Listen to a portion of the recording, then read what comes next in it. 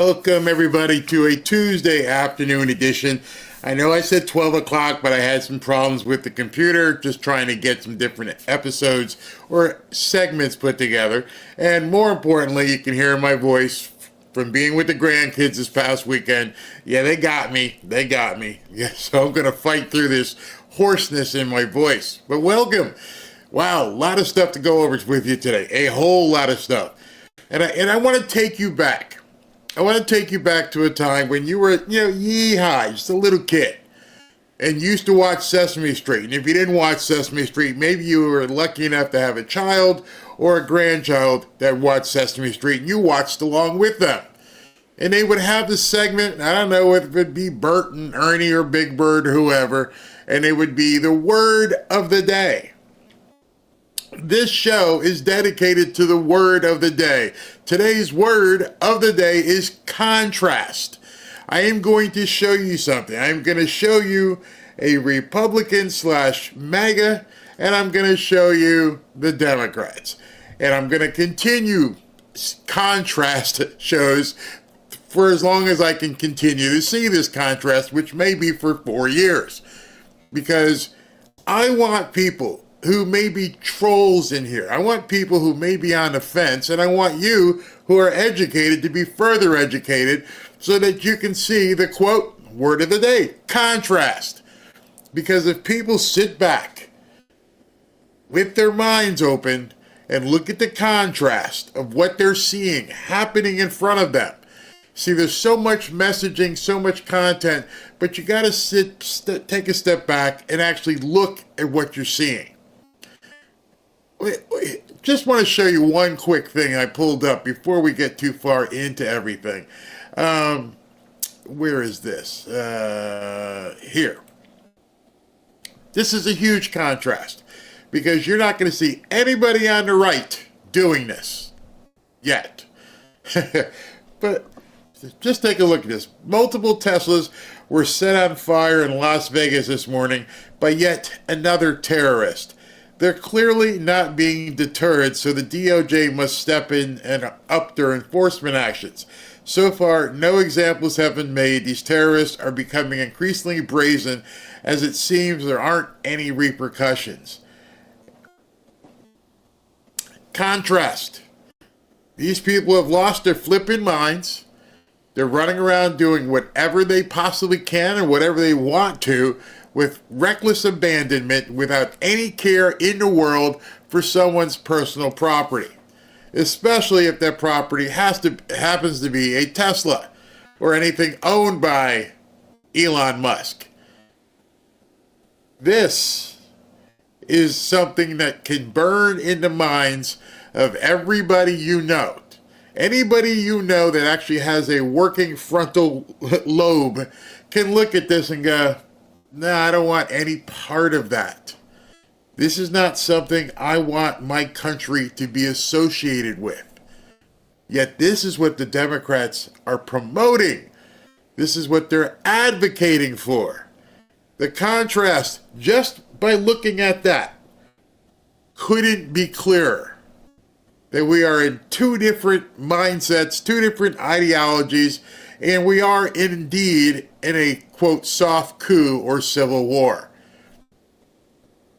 That's not peace. That's not a peaceful protest.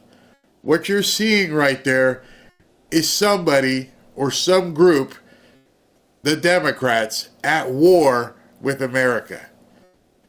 That's something you would expect to see, I don't know, in the Middle East. Possibly in some other war-torn, crazy, non-democracy-laden area. Ukraine, maybe. Maybe over in Uganda, where some warlords are going crazy. Haiti. This is in Las Vegas. This is in Las Vegas, Nevada. And what we're seeing happening across the country at this point, and I showed you in something yesterday where they're saying, yes, we are going to do stuff like this. We are going to make your lives miserable. We are going to enact our revenge, our violence upon you. And you can't stop us. Period. We're going to swat the hell out of your friends. We're going to SWAT everybody we can find out who their addresses are. We are not in a peaceful time.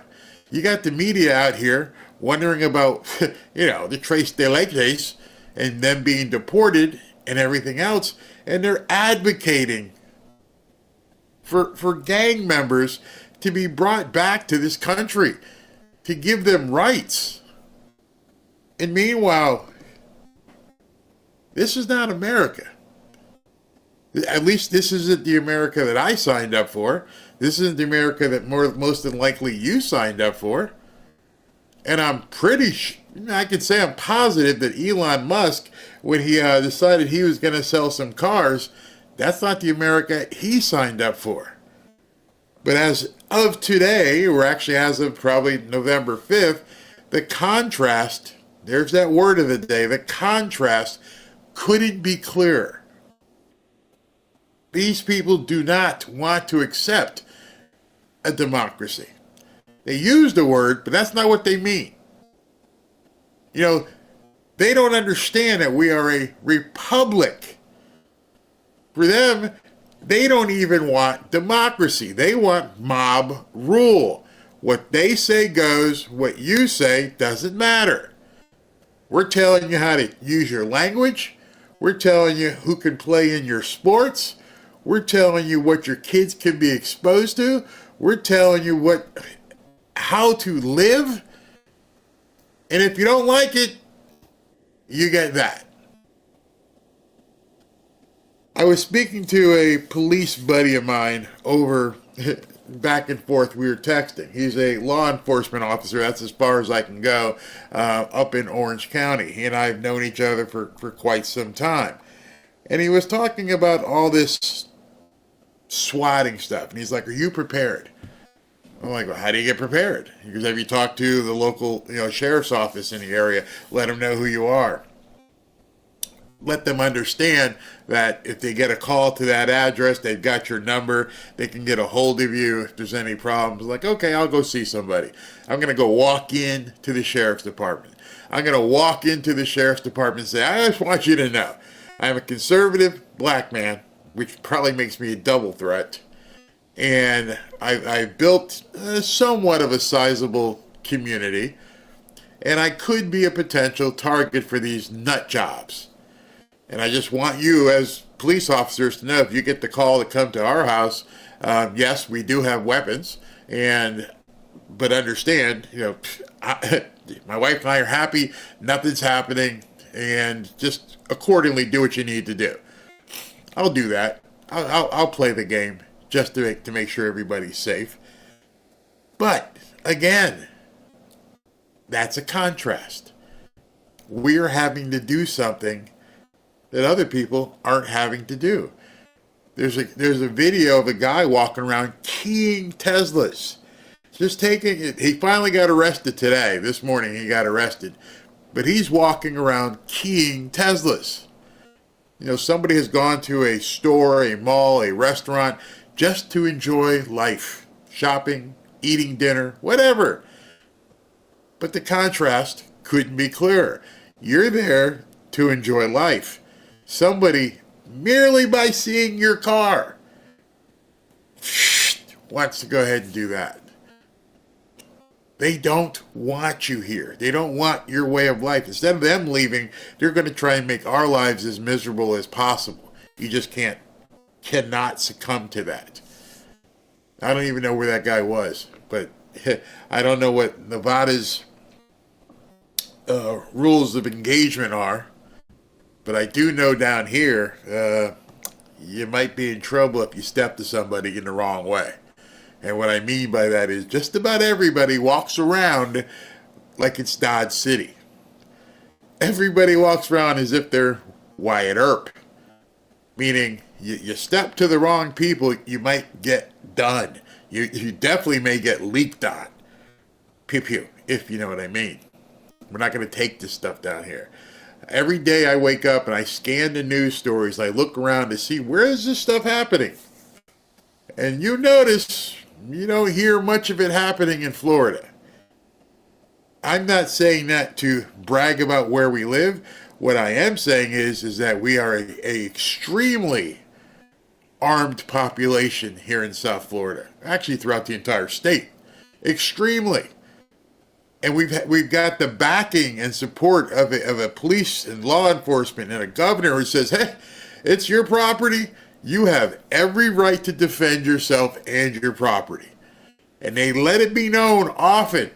If you want to find out, go look at some of the videos from Sheriff Grady Judd, I believe his name is, on the West. He'll make the videos, and he will tell you, do what you need to do. Make sure you do it safely. But if you have to, you go ahead and do it. Excuse me. So, in that regard, let's continue. But be careful out there. And you can see just in that video, it's looping, but you have to be able to look at that and say, yeah, that's extremely contrast, because I don't really, so some people on January 6th climbed a building. This is happening daily at this point. And at the same time as that is happening, there is a guy, Elon Musk, who sent up a rocket Uber, and he's saving people. Hopefully everyone's safe on re-entry, and they're coming back. I'm not muted. Wait, what? I'm not muted. Check. No, I'm not muted. Who says I'm muted? I don't see that I'm muted. Ashley says, hey, you're muted. I'm like, no, I'm not muted. I'm talking, yo. Must be your mute button. In any event, these astronauts who were stranded by the prior administration are on their way back. They're flying home. And we all pray for their safety. And you would think that Elon Musk would be heralded, people would be clapping and saying, thank you very much. But no, they want to torch his dealership. They want to act like complete morons out there. This is not what we should be doing as a society. So let me lead into the show at this point in terms of showing you more and more contrast, because I think it's something that you're going to see. So I'm going to go through some tweets here before I get into the video portion of the show. And these are some news things I saw. Senator Tom Cotton. Liberals are threatening to impeach President Trump for deporting violent criminal aliens. Democrat Party has gone off the deep end. Not just the Democrat Party, the media. If you want to, wait a second, just step back. If you know that your approval rating is 29% and falling, and 71% of America says, no thank you, I'm not interested in what you're selling, I don't want any more. 71% of your customers aren't coming back to your store, at least right now. If you know that, you would think you would change. Man, this isn't working. We need to paint the building or something, fumigate it, get new uniforms. We got to do something. Nobody wants this. We cannot stay in business if 71% of the people out there don't want what we're selling. But the Democrats don't seem to understand this. They are going to die on this new hill of protecting the Tres Leches. Well, we can't hurt the gang members. We can't do that. That's wrong. We got to help them. But they're killing Americans. They're trafficking people. They're bringing in drugs. And that's what you want? That's what your messaging is? No, we can't have this. 29 is going to seem like a pipe dream to you in a couple of weeks. Why don't you drop down to 22 and 21 as more and more people see what? The contrast. The contrast is going to become so stark that even people who are borderline nuts, maybe not all the way completely purple-haired ear piercings, but just kind of like Democrats are like, I don't want to see Teslas burning. I don't want you to be letting the gang members back. I can't, there's nothing you stand for that I stand for. Watch that grow or actually lessen in terms of their appeal to people. I don't even know who they're appealing to at this point.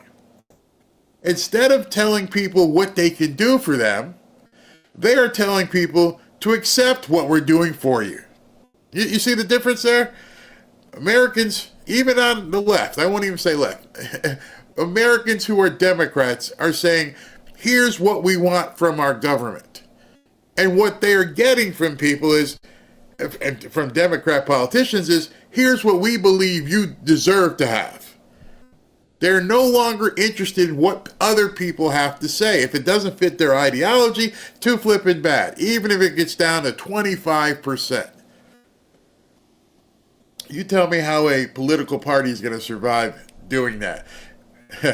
Let me move on to this one. So now let's talk about the judge.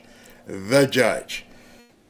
This is getting absolutely bonkers. What we've been finding, and it's so weird to me, the more we find out about people, the more we're no longer surprised. At first it was surprising. And you find this person's a judge, and then all of a sudden you find out his daughter is doing this, like Judge Merchant, or his wife's doing that. And the incestuous nature of what these people have been involved in, as it becomes more and more exposed, we're getting used to it. And I'm telling you, don't get used to it, get pissed about it. Get absolutely pissed about it. So this Judge Boasberger, whatever his name is, they're finding out stuff about him thanks to people like Miranda Devine and, of course, Laura Loomer. And everybody's starting to dig in. And now nobody's surprised. Like, that's right. Of course his daughter's involved with getting millions and millions. Hey, there's no doubt anymore. It is so intertwined. It is so incestuous. And the media won't talk about it. They completely ignore it. And unless you see a tweet that goes by every 20 minutes, that's the lifespan of a tweet, you're not going to know about this. The wife of the Obama judge who is blocking Trump's deportation of criminal aliens is the founder of a, quote, baby removal NGO funded indirectly by USAID and Soros. Pictured below is Elizabeth Liddy Manson giving Douglas Emhoff and Secretary Xavier Becerra a tour of her baby removal clinic. Seriously? And it doesn't take much. You're finding out the people who are truly investigative journalists, the people like Laura and Muse and a couple of these people, they're finding out stuff with the help of probably Data Republican, and they just start digging and peeling. Oh, God, yep, here's another one. Here's another one. The media could easily do this. But again, the contrast between liberal media and people on the MAGA side who actually do report for a living is stark. This woman, right there, Judge Boasberger's wife, Elizabeth Manson, is a prolific Democrat donor and founder of a baby removal NGO called Meadow Reproductive Health and Wellness. Her NGO received indirect grants from USAID and contributions from Soros-related NGOs through a feeder fund. You understand what that means, don't you? That means you have been paying this judge's wife. He has been profiting from your money, USAID. And all she's been doing is running, an NGO that promotes and facilitates baby removal. Follow the money. I mean, I saw this and I wasn't surprised, but it was sick to my stomach. It's always a tie-in. These people were installed knowing full well how the web was woven. And they have no shame. Yeah. I run a big clinic here to export infant parts. Yeah, that's what I do. And my judge friend, he's going to make sure that everything continues. I'm sorry, not my judge friend, my husband. Oh, God, goodness. But it gets worse. It gets worse. I know some of you are sitting back, oh my gosh. Oh my gosh. Are you kidding? Oh, it gets worse. Okay, here we go. The Obama judge blocking Trump's deportation of the gang members has a daughter who also has an NGO. She provides legal services to them, including Tren de Aragua and MSN 13, and again is funded by you. Indirectly by USAID. There she is. So his wife and his daughter have made their fortunes on your back, and Donald Trump is messing with the flow here. You understand this? Donald Trump stepping in going, hey man, you're messing with my money. When you mess with my money, you mess with my emotions, Smokey. And he's telling Trump, you can't do this. Bring them back. That's our cash cow that you're trying to deport. Never once saying to anyone during the court system, you know what, maybe I should recuse myself. Let me ponder that for a second. Perhaps I'm too directly tied to this case, being that my pockets are lined to make sure that these people get what they need. I work. Well, actually, I don't. My family over here, my daughter and my wife, directly profit from everything I do. How this guy ever got approved, I don't know. Did this NGO stuff happen afterwards? I don't know. Daughter of Obama appointed judge blocking Trump's orders works for NGO defending TDA and MS-13 members. Judge Joe Boasberger's daughter, Catherine Boasberg, works for Partners for Justice, a pro-immigration NGO that receives over half its funding from USAID or other government grants. The organization provides legal services, blah, blah, blah, blah, blah. I told you you wouldn't believe it. At this point, maybe you do. Maybe you're starting to see the contrast. With, Donald Trump, they're worried about, he lets people stay in his hotels. Oh my God, that's such a conflict in interest. Oh, I can't believe the world leaders are staying in Doral or in Trump Tower. Oh my goodness, that's so horrible. They're staying in your hotel. And then meanwhile, this chick and her mom are getting paid by you, not by some third, by you, to provide services for the Tres Leches.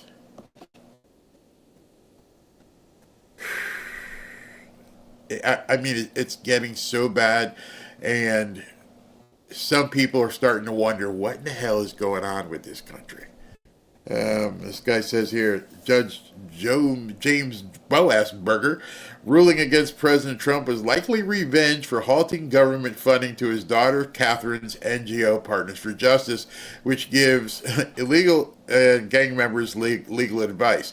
He appears to have placed the interest of his daughter and her NGO over the interest and safety of American citizens.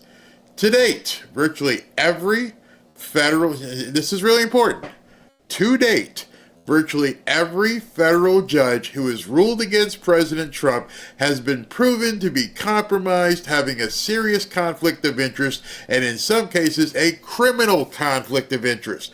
They're all whores. Excuse my language. But they have prostituted themselves, they have bent over, grabbed their ankles, and they're taking money from, they're taking money from you to basically hurt Americans. Their rulings have benefited their family, their relatives, and their friends, this incestuous crap. And in some cases, they financially benefited directly from their illegal and lawful rulings. Federal district judges do not have nationwide jurisdiction to rule against the executive branch. That is what the crux of the argument is. But there is no arguing the other side. There is no arguing that they're not benefiting personally. and you won't hear this on the media. Nobody wants to talk about it. They're not allowing this message to get out. You have to dig or rely on other people to dig. And hopefully Kash Patel and Pam Bondi are seeing the same thing and saying, and I hope our Supreme Court justices are looking at this and going, you got rats. You got all kinds of rats, and you are well past the point of needing an exterminator. Do something. Or not. Either way, President Trump needs to keep doing what he's doing. But that's not all. I can continue here. Laura Loomer, and some people don't like her, some people do like her, but she does on occasion do some really good work. Don't get her pissed off at you, because she's going to dig in every aspect of your life. Well, she's been digging. Exclusive. Chief Justice Boaz Berger blocked the deportation without disclosing the fact that his daughter works for a 501c3 called Partners for Justice that gives, as we heard, legal advice. Understand, also they're a 501c3, so guess what? They don't pay any taxes. You know, the whole fair share stuff? You ain't got to pay your fair share unless you have an NGO and it's a 501c3. Then everything's fine with the Democrats. Again, here's the contrast. You got people over here who are working their ass off paying taxes, and over here you got people forming NGOs and 501c3s and skating free on your money. So the fair share argument kind of goes out the window with the Democrats because, as I've told you, they use all these different tools to enhance themselves while screaming at you for not paying enough taxes, for getting $600 in your Venmo account. I've exclusively uncovered a massive conflict of interest involving Boaz Berg, the Chief Justice from the U.S. District Court in District of Columbia. Judge Boaz Berg recently made the decision to prevent the deportation on planes, as you know of. Conflict of interest exposed, and she talks about Partners for Justice and her position, what ends up happening. Catherine also has pronouns in her bios, which, you know, you're allowed, but it kind of indicates what side of the fence you're on. The judge's daughter focuses on criminal defense and advocacy as an employee of Partners for Justice. Partners for Justice is an organization that derives 76% of its money from you. You're paying to have these judges attack your president. This is from their actual website, and it says from transforming the system. That's what they want to do. Transforming public defenders into a robust network of dynamic, people-centered service centers to reduce incarceration, increase equity, and positively impact the lives of those harmed by cycles of incarceration, poor health, and poverty. Partners for Justice strongly opposes mass deportations and legislation targeting members of criminal gangs and has been a vocal critic of the Laken Riley Act. So, wait a second. So, if your daughter is getting paid to oppose mass deportations, wouldn't that be like a quick prima facie kind of thing of knowing maybe I should recuse myself? Maybe I'm not in the right frame of mind here. Nope. Didn't care. Doesn't care. They just don't care. In a screenshot below, Emily Galvin Almanza, the founder of Partners for Justice, tweeted an article about Judge Boaz Berg blocking the deportations. Such a close familiar relationship brings into question how the judge may render decisions and how his decisions may impact the professional career of his daughter, whose employment is based upon defending, newcomers. And this is long. I'm not going to read all this. You guys can do it yourself. But this is the article that the daughter posted. She was so happy. She was so happy that the judge overruled Trump. And then she posted this video talking about how great it was. You can see it's transcribed, so you can see what she says. They don't care. This is the daughter's boss. I'm not. I don't want to give these people any publicity, but in the video below, Galvin Amanza, the founder, talks about how the creation of gang laws lets prosecutors subject black and brown people to a completely different set of rules in the court. She provides a defense of gang members and minimizes shoplifting as a crime. She said it's racist to have laws that crack down on gangs, because 99% of people in jail for gang activity are black and or Hispanic. Do you know why they're in jail? Because they're criminals. Does it matter if they're black or Hispanic? No. If you break the law, you got to do the time. Do the crime, do the time. And she's complaining, oh my God, it's so bad, it's so bad. And President Trump, he's making my pocketbook hurt. You see, we make our money off of screwing America. And it's your money, just to let you know. When you hear all the Democrats, the contrast about caring for America and the contrast about taxes and why they don't want any government cuts to happen is because of crap like this. They are paying to have your country attacked.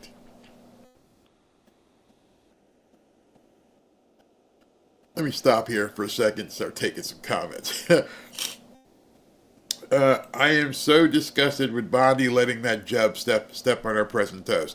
Let's not blame Pam Bondi for this. This entire web of stuff didn't get set up in January. Oh no, this has been planned. He's an Obama-appointed judge. The USAID office with all the millions and gazillions farmed out. That was done way before her. She's walking into an absolute hornet's nest. And probably elbows on the table doing everything they can to get to the bottom of this. So let's not blame Pam for that. Well, the Supreme Court needs to get their judges in order before it's too late. Really, very quickly. Very quickly. And to think if it wasn't for Elon Musk, we wouldn't know any of this. Bingo! If it weren't for Doge, but you have to wonder, how did Doge come about? President Trump knew. He was already president. President Trump knew this was going on. You have to understand that. President Trump said, I need a way to fix this. He obviously knew it was happening. And he goes, I need a way to fix this. And then they probably got together with all these bright minds, and they're like, here's what we do.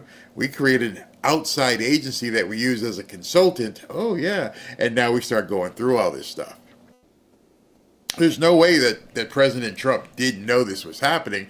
He just didn't have the people in place to attack it. So that's what I'm thinking right now.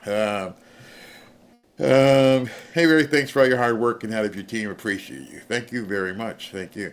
Musk unplugged us. Those of you people who have not seen The Matrix and don't understand when people say unplugged, now might be the time to actually understand a lot more about what the whole idea behind the red pill and the blue pill is. If you haven't seen it, I'm sure there's some people who can explain it to you, but there's a very specific scene in there, and that very specific scene, the guy named Morpheus, who's played by Lawrence Fishburne, tells Neo, who's played by, what's that guy's name? Keanu Reeves, all I offer you is the truth. You can take the red pill and let me show you how deep this rabbit hole goes. I'll show you how deep this rabbit hole goes. Or you can take this blue pill and wake back up in dreamland and be none worse for the wear. But all I offer you is the truth. And what you're seeing again is that contrast, here's the word of the day, between what the media puts out there and what's really happening. I haven't seen one media outlet, even going back to Trump's trial, spent hardly any time talking about Judge Merchan's daughter.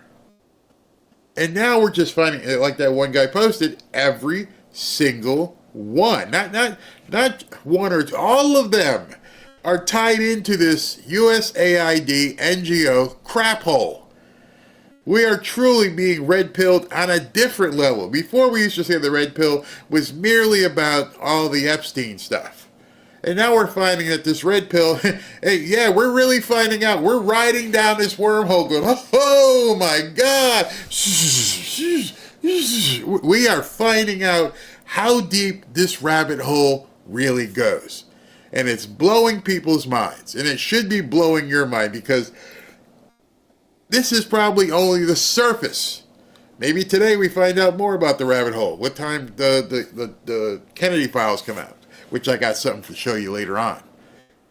So strap in. But now we are finding out a good idea of how bad our country has been wrapped up and how it's been funded by your money for all kinds of illicit activities. No wonder they tried to take Trump out. No wonder they tried to take JFK out. Or no, they succeeded in that one.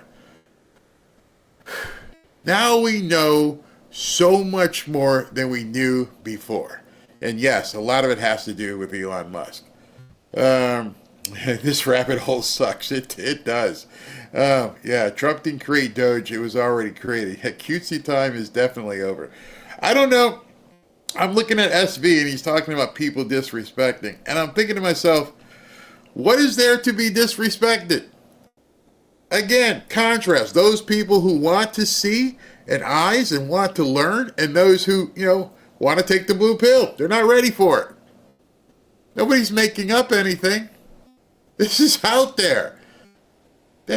It's so out there, and it's so in your face, they didn't even try to hide it. Understand that. Trolls as well. Nobody tried to hide what they are doing to us. Their names, yes, I am on, what was it called? Peace for Gangers. And I'm doing this, and here's my name, and here's a video I'm making, and also here's my wife. She works in, the baby removal factory. We don't care if you know. Just keep giving us the money. And go back to when we were talking about Wally the Nigerian in the Treasury Department who said, never question an invoice. Just pay it. We got all kinds of cash. It's cash for cows. We can do whatever we want. They didn't try to hide it. There's not a troll in here or anywhere else who can say anything otherwise. Straight up. They never thought they'd get caught. And obviously, they didn't care if they did because they had the judges. And they didn't need the judges under Obama and Biden because nobody was doing anything. So there was no reason to hide it. There was no reason to worry about the Clinton Foundation getting gazillion dollars. We don't care. We're the elites. That's what you have to really grasp onto. There's nothing that you're seeing, not anything I'm telling you, nothing Lauren Loomer's telling you, nothing anybody's telling you. You can't verify yourself. Why? Because they didn't hide it. This stuff wasn't even clandestine. You don't even have to dig. You just shoot. Oh, what's the name of the company? Boom. Oh, it's all right there. Yeah. Huh? Are they getting funded? Oh, yeah, they're getting funded. Are they related to? Oh, they're related. It's all right there. That's why they don't understand trolls. You may not like it that people are talking about it. You may not like it there's a voice, but you can't disavow what people are seeing. Tony says that, yeah, Barry, there has to be consequences. Oh, yeah. Oh, yeah, there has to be some consequences. And I think one of the biggest consequences, beyond the law, is you knowing. See, one of the biggest consequences is people's eyes are being opened, their minds are being opened, and the trolls are having even less and less effect because, hey man, this isn't some conspiracy theory. Oh yeah, the Epstein thing. Oh, that's a conspiracy. Okay, I don't know anything. This stuff you can see it all. Yeah, oh yeah, yeah. There's no conspiracy. It's right in the open. You just didn't have access to it before. So the consequences are to just keep driving this thing to where the Democrats have, maybe a 5% approval rating.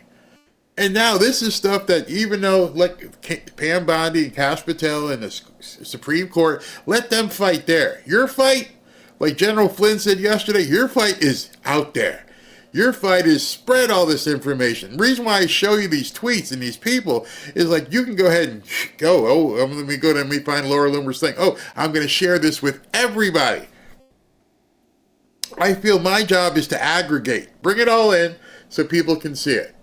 Then when you show it to people and you put up something like what Laura Loomer said here, now they can see it's on her page, and then at this point, you guys can go in here and cut it and snip it and do whatever you want and let other people know. That's the consequence. The consequence now is that you have a bullet called information. That's why they want you shut up. That's why they don't want people like me talking. It's not because of what we can do physically. It's because the contrast is we're not out here burning up cars. Our contrast is we're going to let everybody know what's happening. And the more of us who can disseminate this information and talk to people, the worse it is for them. That's their consequence. We all have liberal friends. They're like, hey, hey, Fred, get a load of this. You see this? Oh, that can't be true. Well, look it up for yourself. Oh, you're too lazy? Here, let me hit you with something here. Here's a picture of her actually saying, we get money. And on top of all that, not one denial. $100 million. Nobody denied it. If somebody says you're doing something you're not doing, you deny it.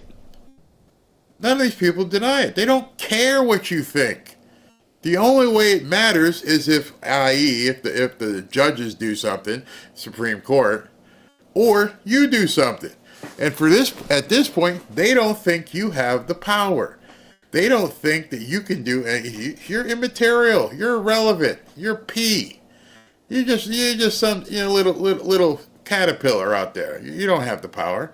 And maybe they don't understand what Elon has given all of us. All right, so let me continue because before my voice gives out, and I got to get to the video portion. So I hope you guys are enjoying this expose, courtesy of Laura Loomer and others. So she posted this one. Excuse me. Breaking, less than 12 hours after I exposed Judge James Boasberg's conflict with his daughter, Catherine, who works for that 501c3, Catherine Boasberg has deleted her LinkedIn page and her Instagram account. Why you mad, girl? Hold on a second. You see what happens when you shine that spotlight on people and you tell people? Oh, they go into hiding. You've seen the videos where people walk up to Elizabeth Warren or AOC or to talk to them and say, hey, so did you, and they run. See, they don't want you to know that they're roaches. That's the problem. The sunlight is disinfecting all of this crap. So the more you tell people, the more they feel like, oh no, they turn into Dracula. Because they can't deal with it. This woman deleted her LinkedIn page and her Instagram account. Oh, take it down. Take it down. They know now. And I'm getting hit with comments. I have exclusively uncovered a massive conflict of interest. Yes, you have. This is enough for President Trump's legal team to push for a motion for recusal for Judge Boasberg. And she put together a video here. And she deleted everything. Let me okay, here's her Instagram page. It's gone. It's gone. Everything is gone. Her LinkedIn page, her Instagram page, there it was. It was populated with all kinds of pictures. What was the title up here? Partners for Justice Advocate, Catherine Boasberg. Hi. Hi, that's me. I'm posing here, and I kind of look like a muzzy here and stuff, but hi. And I've been exposed. Let me just go ahead and delete all this stuff like really quick. Again, I'm not telling you anything you can't go verify yourself. You can go look at her Instagram page, or what used to be her Instagram page. It no longer exists.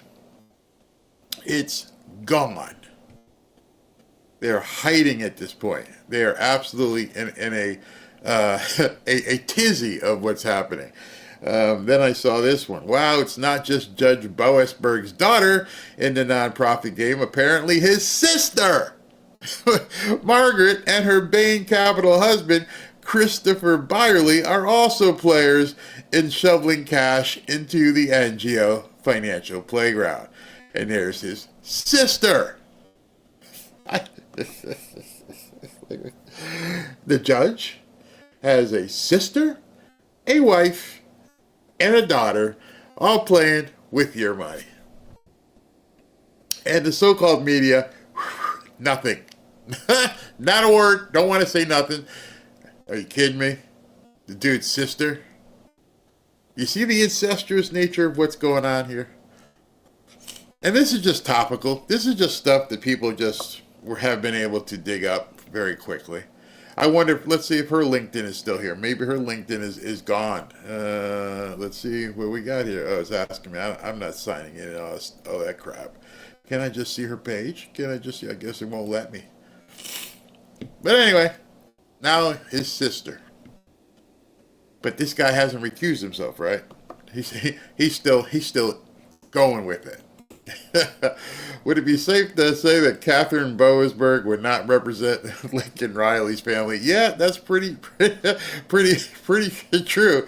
We don't stand a chance in hell. Don't give up. Don't give up.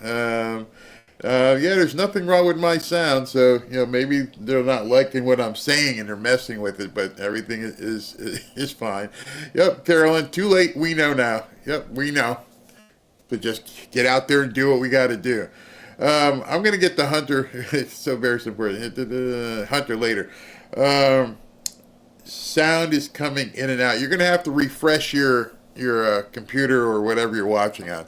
I've got a 5x5, and I also have the things here. So very unique chicken soup.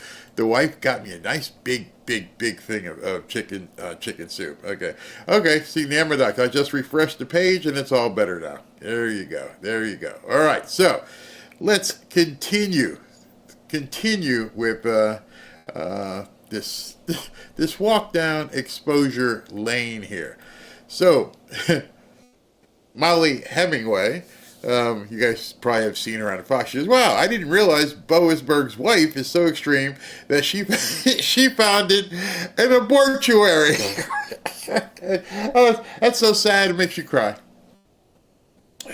The wife of the judge who tried to block the deportation has donated thousands of dollars to political opponents of Trump and founded a D.C. area baby removal. What kind of person creates, not even a doctor? You know what? I'd like to go in business, and I got an idea. Maybe I can create this laboratory, this evil laboratory. That's a great way to make some money.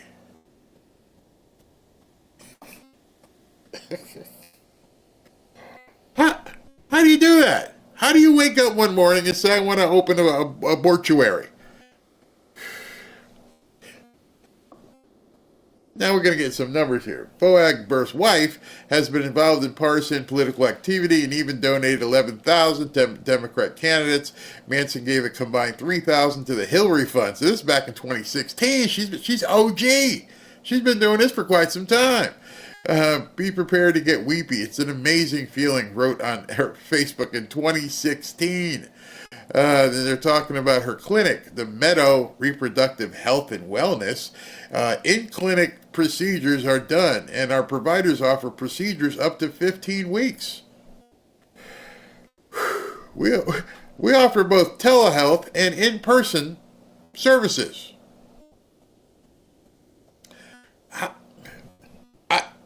Ladies, I just got to ask. Telehealth? I'm pretty sure you got to go in. Unless something news happened. I know it's like Star Trek and who knows. But I'm pretty sure you have to go someplace. Maybe I could be wrong. And now see what people are doing? This person, Joe Miller, he's out here posting it. Just put it out there. Put it out there. Let them scurry. Let them go, make them have to delete everything that they're doing. That's what you guys have to do at this point. Just get it out there. And the people who have brains, I forget the biblical passage, those who have eyes, let them see. Those who have ears, let them hear. They're not putting it out there. They don't want you to know. And because they don't want you to know, that's even more reason for you to get it done. All right, so with that being said, that's all the stuff about the Boaz burger. I want to continue with my illustration of the contrast. And so in this video, the first couple minutes are about everything that we've been seeing in the last 24 to 48 hours and how Trump is making that happen. So let's take a listen. People in our country illegally can self-deport the easy way, or they can get deported the hard way, and that's not pleasant. The Biden administration exploited the CBP-1 app to allow more than 1 million aliens to illegally enter the United States. Now my administration is launching the CBP Home app to give people in our country illegally an easy way to leave now and self-deport voluntarily. If they do, they could potentially have the opportunity to return legally at some point in the future. But if they do not avail themselves of this opportunity, then they will be found, they will be deported, and they will never be admitted again to the United States, ever again. You're never coming in.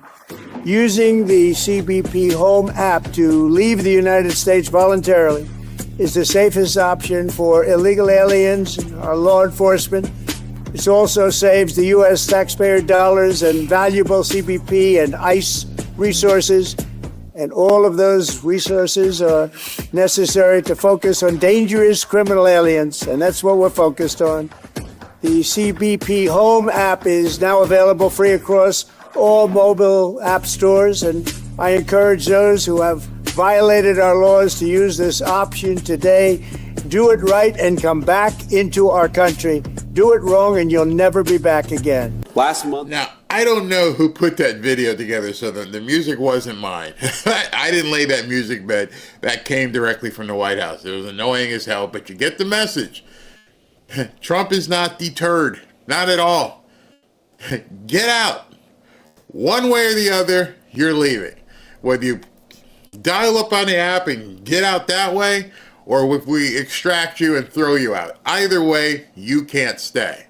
I'm waiting for them to come out and say, hey, you can't let them use this app. The app was designed for bringing people in. It's illegal for you to turn it around and make it as a deportation app. I'm surprised it's still on Google. I'm surprised it's on the App Store. You would think that they would have said, hey, you can't, we're not going to have a deportation app on our stores. But as of this morning, they're still there. Maybe that's why Tim Cook and the CEO of Google / Alphabet met with President Trump quite some time ago. Maybe he said, I'm putting this app in your stores. We're going to get rid of these people, or we're going to dance here. So he's not being deterred by these judges. He's actually moving forward and saying, hey, listen, we're going to do this. It's how it's going to be. If you don't like it, too bad. Migrant crossings were down 94% to their lowest number all time, and that happened just in 2 months of serious border enforcement. Thanks to President Trump's leadership, last month, for the first time in over a year, the majority of job gains went to American citizens born on U.S. soil, and that's important. For the first time in over a year, the majority of job creation actually went to American citizens. Northeastern. Isn't that kind of crazy? For the first time in some time, the majority of jobs were actually placed to Americans. Oh my God, we're in America, and the jobs for the first time in a long time actually went to Americans. Contrast. One guy was flying everybody in on the same app that the President Trump is flying everybody out. That's a huge contrast. The jobs before were going to newcomers, and they were using those newcomers on the job statistics to say, oh, our economy's great. And Trump comes in less than 2 months, the majority of the jobs are Americans. I can play this all day, but you have to see what these contrasts actually mean. Now, here's some more contrast for you. Gasoline prices are seeing a decline when they typically rise during economic uncertainty. The average gas price in Massachusetts right now is $2.95 per gallon, which is 4 cents lower than last week. This comes as the International Energy Association predicts that global gasoline supply will exceed demand. Prices are also down because of a large amount of supply. The Energy Information Agency says the domestic inventories of gasoline are about 7 million barrels above where they were last year, and about 3 Whoa. Why? Again, hey man, you guys might have to stay home this summer because there's no gas, and it's going to be $7 or $8 a gallon. What? And now all of a sudden, 60 days in, hey, we got gas and it's getting cheap. What do you call that? I'll wait. It's a contrast. More barrels than the 5-year average. That's some good news at the pumps as gas prices dipped slightly across the Bay Area. According to Gas Buddy, gasoline prices in San Francisco dropped by more than 11 cents, now averaging $4.67 per gallon. While still high, this marks a more than 37% drop from a month ago. In Oakland, the average sits at $4.69, down 6 cents. In San Jose, it's $4.67, down about 3.5 cents from last week. Egg prices dropping. So what happened? How come? And I found those pieces. By the way, I am finding some awesome information in local news because the Democrat-run liberal media doesn't want to talk about this. All they do is want to scream all day. Whereas like some of these local news stations, because of the services I'm using, I can pull in stuff where they're actually telling you the truth because they're reporting to people who live in the area. So those two pieces, one was from San Francisco and the other one from another liberal bastion up in Massachusetts. And those two blue areas are like, hey, yeah, prices are going down. Down here in Florida, I'm amazed how fast they dropped. There are places here in Florida that are sub $3 at this point.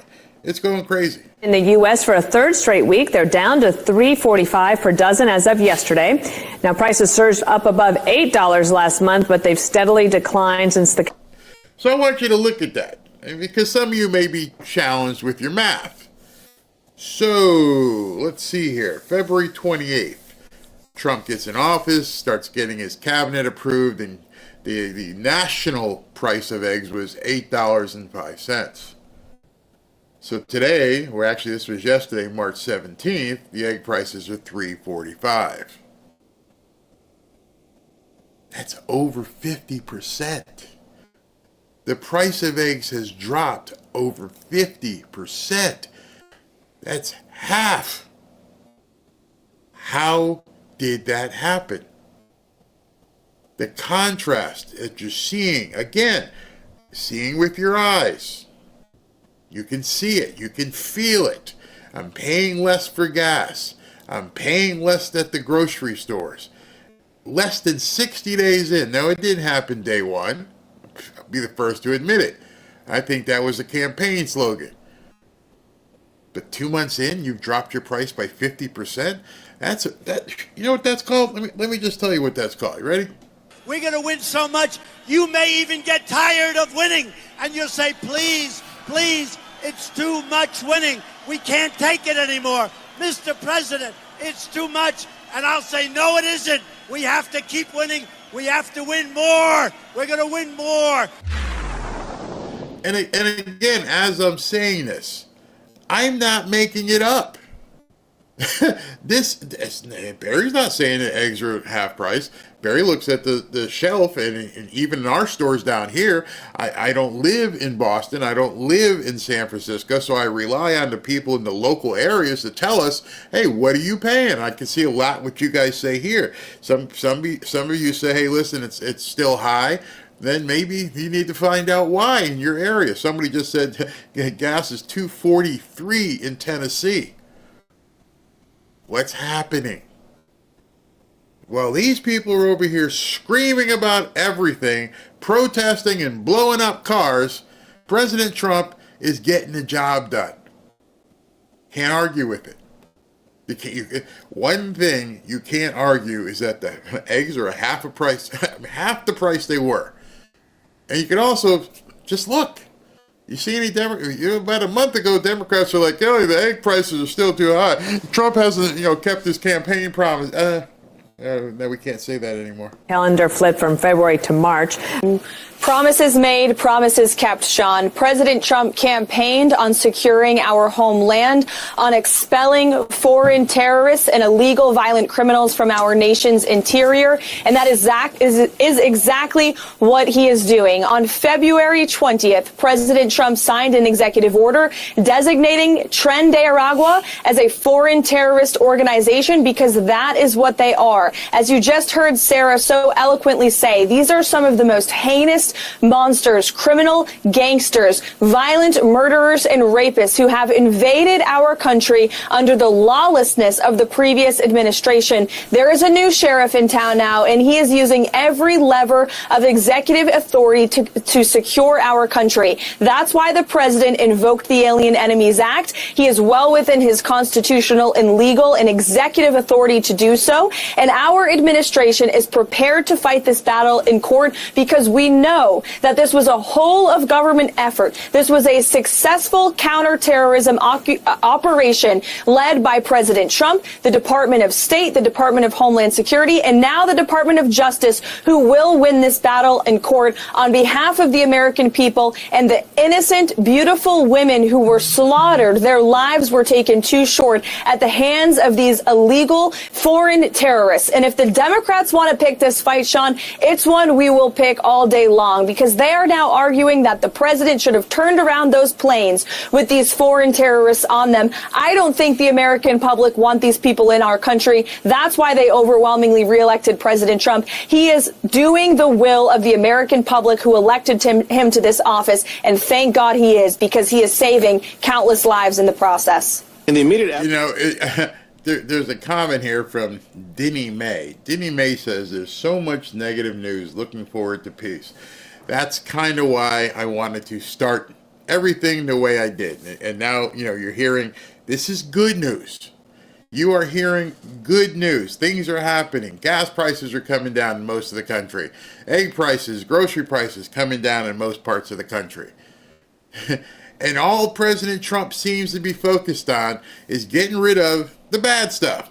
Get rid of the negative. We don't need this stuff here. But the Democrats are willing to die on this hill of insanity.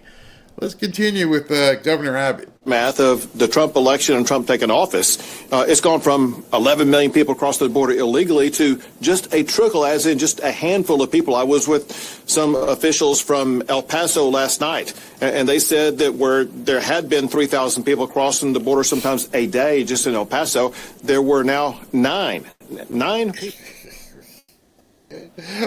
Here's a word of the day again, contrast. Not my contrast, actual contrast. 3,000, 5,000, 6,000 people a day were coming in under the Democrats. 9. That's what we're seeing. 4, 5, 6,000 a day to 250 a month. 9 a day, 270 that would be. I don't know how normal people, don't look at this information and go, this is much better. How long has he been in office? Trump's been in office like 2 years, right? He got, 60 days. 60 days. That's why their approval rating is dropping like an anchor. Like, man, we could have been living like this for the last couple of years. This is what we could have seen. By the way, just to let you know in terms of how he's working, because they can't keep up with him, President Trump and Vladimir Putin have been on the phone for about an hour and a half, the White House says. Don't know how long that call has continued to go on, but he's working in that angle. 60 days in. Might not have a war. Contrast. I don't mean to be so repetitive, but it's something, that you have to focus on, and focus in terms of telling other people, because they're not hearing it. Nobody's talking about it. So it's up to you, like General Flynn said yesterday, get the word out there. A day. And the people who do make it across the border now, they are immediately arrested and then deported, and as a result, discouraging people from entering the border again. And so Texas is closing a processing facility that opened to help with the state's border enforcement initiative, Operation Lone Star. The facility in Jim Hogg County opened in 2022 and was used to book and magistrate people arrested on border-related crimes. Again, this is a local news clip, not national. This is a local news clip that I found. And, in 2022, they were just bringing people in and facilitating everything. Now, they got to close it. Crimes. Governor Abbott says Texas no longer needs that facility because of a low number of border crossings. The facility will fully close next month. State leaders have offered the building to the Trump administration if they need it for deportation efforts. President Trump, of course, is set to talk today with Russian President Vladimir Putin over the phone. We know Ukrainian President Zelensky has been warning that Putin has been trying to prolong this war. Are you expecting Putin to play hardball with your boss later today?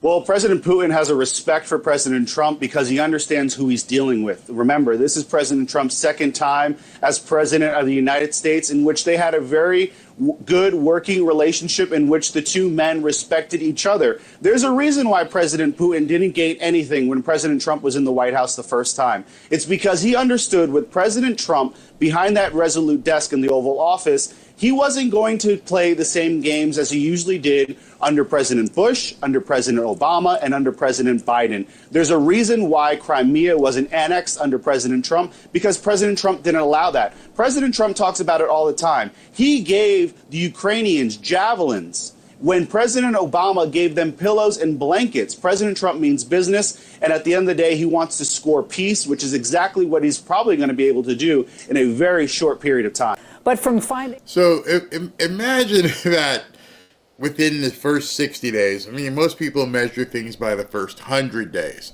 So let's take 100 days. The first 100 days, President Trump stops a war. He drops prices by 40-50%. He drops gas prices. He stopped the border incursion, since they don't like the other word. All that just happened in 60 days. And let's go ahead and check in on the Democrats. Oh, never mind. I forgot all the Doge stuff. Listen to this one. Made up government money to finding completely empty office buildings. Monday, knock, knock, nobody's home. Look at this. Got this big, beautiful area where employees are supposed to work. Nobody's here. So we're in the second headquarters at Freddie Mac. We were just in the other building. There was nobody there for miles and miles and miles. Look at these desks. They're clean. We've got a cafeteria, again, that's completely vacant. You've got food that's being prepared. The staff that makes the food is here 5 days a week, but the people who work in this building or should work in this building aren't here 5 days a week. Guess they're not essential employees. Joining me now, Bill Pulte, who's the director of the Federal Housing Finance Agency. Director Pulte, first of all, great to have you on the show. Thank you for doing that video, because that really speaks to what's going on here. How many people are supposed to be working in those buildings? Will they be getting doged next? Well, and that's a good question. One of the things that we discovered pretty quickly was there was about 2,900 people that were supposed to work in the building. Turns out only 49 were showing up full time on a 5-day. No, slow it down. 2,900 people. How many showed up? On average, the highest that we saw on a 5-day work week was 49 people. And this would... Oh, they were robbing us blind. 2,900 people are supposed to show up in this office, and 49 showed up. 49. It just makes you wonder what was the intent of this Biden administration. Did you just want to destroy us that bad? You didn't care? And that, quote, fair share BS that you guys always talked about, you got to pay your fair share, got to pay more, so we can spend it, because we never walked in these buildings. None of us ever saw this. Okay, you're in Washington, you can see all these big buildings. You assume that people were going to work. And now that Trump has the keys to the buildings, people are walking in going, hello, anybody here? Hello. Not the managers, not any supervisors, nobody. 49 people. I would love to meet the 49 people who showed up every day. Those people are gold. Those people are people you want to build around. They showed up, even if they weren't doing anything. At least they showed up. We're here. We ain't got nothing to do. But I just felt bad about taking a paycheck where I didn't go to work. But I have nothing from my boss. Nobody's telling me what to do, but I'm here. I'm here in case my boss ever shows up. I want that kind of employee. I want a person who shows up even when they know, because you know what that means? Is because they know right from wrong. They have sat back and looked and like, I know I'm getting paid, but I just can't leave. I can't. That would be wrong. Absolutely. Be at Fannie Mae. And Freddie Mac has a similar problem. We're going to fix it. President Trump hired a businessman to do this, and we're going to fix it for him. So there was also a basketball court. You guys have good facilities over there at Fannie Mae and Freddie Mac. So the basketball court, was anyone playing? Basketball court was anyone vacant. Playing? Gymnasium, they had hundreds of people could fit in this gymnasium. Nobody was in there. Cafeterias, we were making food, beautiful food, popcorn, all kinds of stuff, but nobody was there to eat it. But the staff there was there for the cafeteria, so we'll get our arms around it and we'll fix it. Meanwhile, on this St. Patrick's Day, as millions of Americans... All right, before I get to the meanwhile, because you just heard a whole bunch of positivity. And speaking of positivity, SV just sent me a link. I want to share this with you. The details of the phone call between Trump and Vladimir Putin, some of the details have been revealed. And this comes directly from the White House. Today, President Trump and President Putin spoke about the need for peace in the Ukraine war. Both leaders agreed this conflict needs to end with a lasting peace. They also stressed the need for improved bilateral relations between the United States and Russia. The blood and treasure that both Ukraine and Russia have been spending in this war would be better spent on the needs of their people. The conflict should never have started and should have ended long ago with sincere and good faith peace efforts. It says here, the leaders agreed that the movement to peace will begin with an energy and infrastructure ceasefire. That's great. As well as technical negotiations on implementation of a maritime ceasefire in the Black Sea. Full ceasefire and permanent peace. These negotiations will begin immediately in the Middle East. The leaders spoke broadly about the Middle East as a region of potential cooperation to prevent future conflicts. They further discussed the need to stop the proliferation of strategic weapons and will engage with others to ensure the broadest possible application. The two leaders shared their view that Iran should never be in a position to destroy Israel. The two leaders agreed that, you can still say it, with an improved bilateral relationship between the United States and Russia has a huge upside. This includes enormous economic deals and geopolitical stability when peace has been achieved. So it seems like we're moving in the right direction. Nothing signed, nothing agreed to, but we seem to be moving in the right direction, which is something to applaud at this point. So I showed you the initial part of this video is the stuff that President Trump, Doge, different department heads are working on saving you money increasing the amount of profitability that the government, well, not profitability, but lessen the expense, all that kind of stuff, getting employees back into the office, making your egg prices and your gas prices lower, trying to secure the country, doing all that for the American people. Now the contrast. Celebrate their Irish heritage. Recent events remind us that the Irish were among the first immigrants to be targeted in deportation crackdowns. In the mid-1800s, New York and Massachusetts enforced policies to have Irish immigrants rounded up and deported. The American Civil Liberties Union didn't exist then, but if it had, it may have taken the legal position it is taking now, suing the Trump administration to stop what it considers to be the illegal deportation over the weekend of more than 200 migrants.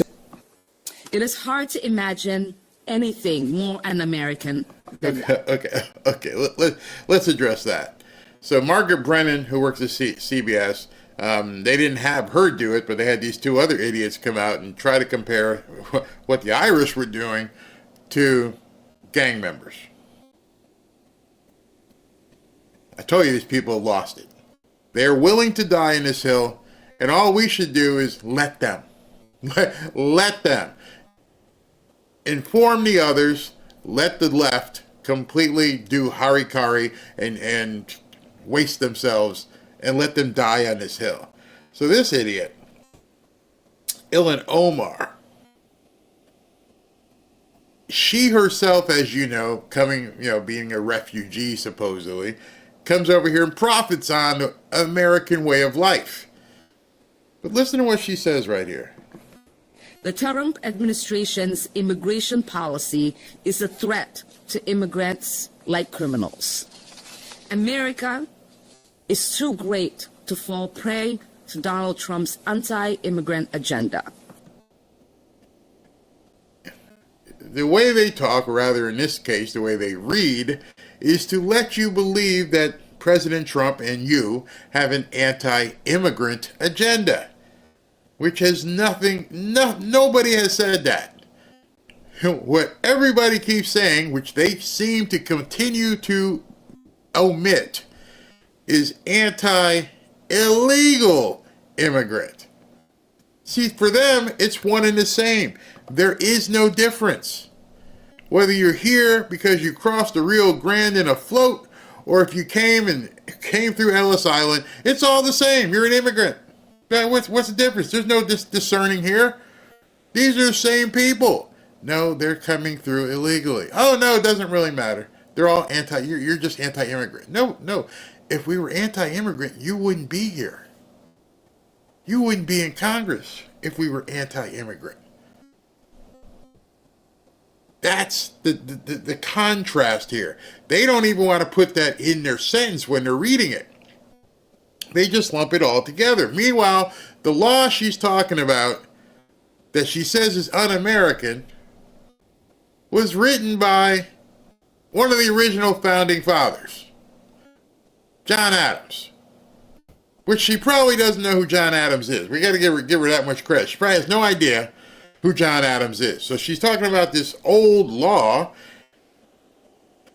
but it was written by one of the founders of the country. So if anybody is pro-American, it would be John Adams. We need to restore basic humanity to our immigration system, and that starts with repealing the Alien Enemies Act of 1798, with Our Neighbors Not Enemies Act. Together, we will end this xenophobic law once and for all. She doesn't even know. She doesn't even know that was written, put out there by John Adams. I would have loved to someone at that press conference say, you realize who wrote that, don't you? You're calling this law un-American. And it was written by one of the founders of America. That contrast that you're showing here tells me you don't know what the hell you're talking about. John Adams. You understand who that is? Huh, sweetie? Do you know where he ranked in terms of order of presidents? Did you take that test when you came over? Did they tell you it was George Washington and then who? Oh, that's right, him. Wow. But they continued. Constitutional crisis now officially upon us. From the invocation of an 18th century law that was the basis for some of the darkest chapters in America's history, things like the internment of Japanese Americans during World War II, now being used to deport hundreds of people, to the sudden removal of an immigrant doctor here legally, both moves seemingly from what we know at this hour, at the time in open defiance of court orders. You know, when they spew this crap, they don't expect you, and they don't expect Americans to know their own history. I mean, you've seen those Jesse Waters episodes where the man on the street, hey, do you know who this person is? No, I don't know who that is. How about this person? Oh, that's Jay-Z. Oh, you know that one. How about this guy? I don't know. Who's this? Oh, that's Drake. Hey, I know him. They count on that ignorance. She just said it in archaic, old, 1798 law. You mean it's still a law, right? It hasn't been repealed. You know, your Congress over the last 200 years could have repealed it at any time. Nobody sought to because they actually liked the law. So now, because it's being used by Trump, it's a old, dusty law. Oh, it's still a law, but it's un-American. But it was written by a president. It's amazing to me how people always seem to know George Washington, that they probably couldn't name number 2, number 3, and number 4. Just test it. Hey, man, who was the second president of the United States? Huh? Everybody knows George Washington. Who came after George? Ooh. Bet they can't answer you. Bet they can't answer you. Because that was written by John Adams. So you can't have much closer to an American. He actually defined America. He was one of the writers. A series of developments over the last 48 hours point to a Trump administration acting as though it is now unencumbered by the law and things like court rulings. In just an hour from right now, federal judge James Boasberg will hold a hearing on whether the Trump administration violated his ruling when it deported hundreds of Venezuelan migrants to a prison camp in El Salvador. They were deported after Donald Trump invoked the 1798 Alien Enemies Act on Saturday afternoon. Of that, NPR reports this, quote, the Alien Enemies Act allows an expedited removal process, which means those subject to the president's declaration would not go through the normal immigration proceedings in court or be able to claim asylum. The proclamation also leaves no time to contest the government's claims that people are members of a criminal gang. The executive order invoking the law was challenged in court immediately, and the judge was crystal clear in his order putting a stop to the deportations under the Alien Enemies Act. Well, but so no matter what a judge he's taking the side of a... Okay, so their narrative that they're using, that President Trump violated this order, but they're not even talking about the ability to even place this order, which is the crux of this thing. You didn't have an order because you can't even review this. I don't understand why they're not understanding this. Based upon his substantiation for doing what he did, he quoted this old law, which they don't like. But you have to understand, this law, as it's written, is not reviewable by the district judge. So there's nothing to violate. You can't comment on this. I am acting in the national security interest of the country. You don't even have that in your purview. But they're not stopping there. In addition, not knowing that John Adams put it together, they don't want people to know it's not reviewable. I mean, it says it. And so now, Tim Burchett, who we've had on this show, goes on CNN and he's talking to this idiot, John Berman, and he's doing the same thing. he's taking the side of a bunch of criminals. He hasn't taken any. He hasn't taken any side yet. Congressman, he hasn't taken any side yet. All he's done is put a stay on the White House action here so that he can review their use of their novel use, frankly, of the. I don't care if you think it's a novel use. It's a use. And he isn't able to review it. It is not something that this district court judge can even review. That's what the media doesn't want to admit.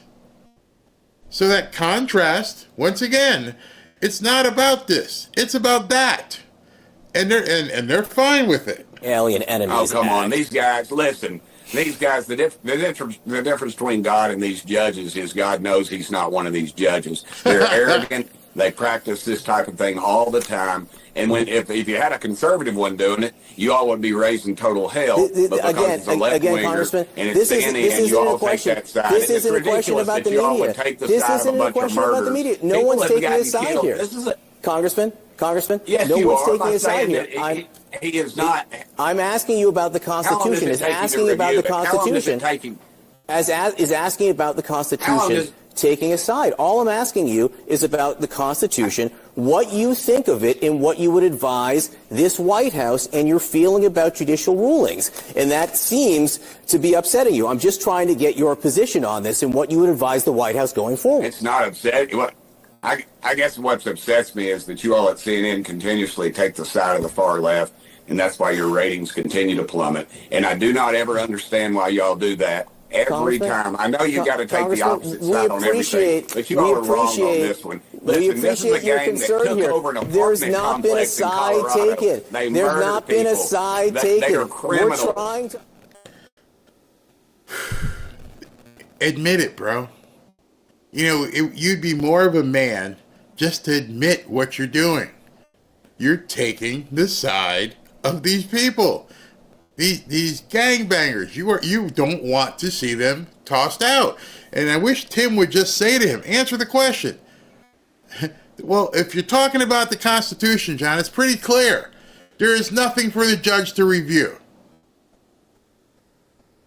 There's nothing left there. Understand? Now, you can argue. You can argue. You can, Congressman. Can you? What is wrong with you all? Congressman? You are so out of touch with what's 85% of this country Congressman? does not support what you are spewing out right now. We haven't spewed. The only one spewing is the guy who's talking uninterrupted right now. How long does it take him to review this stuff?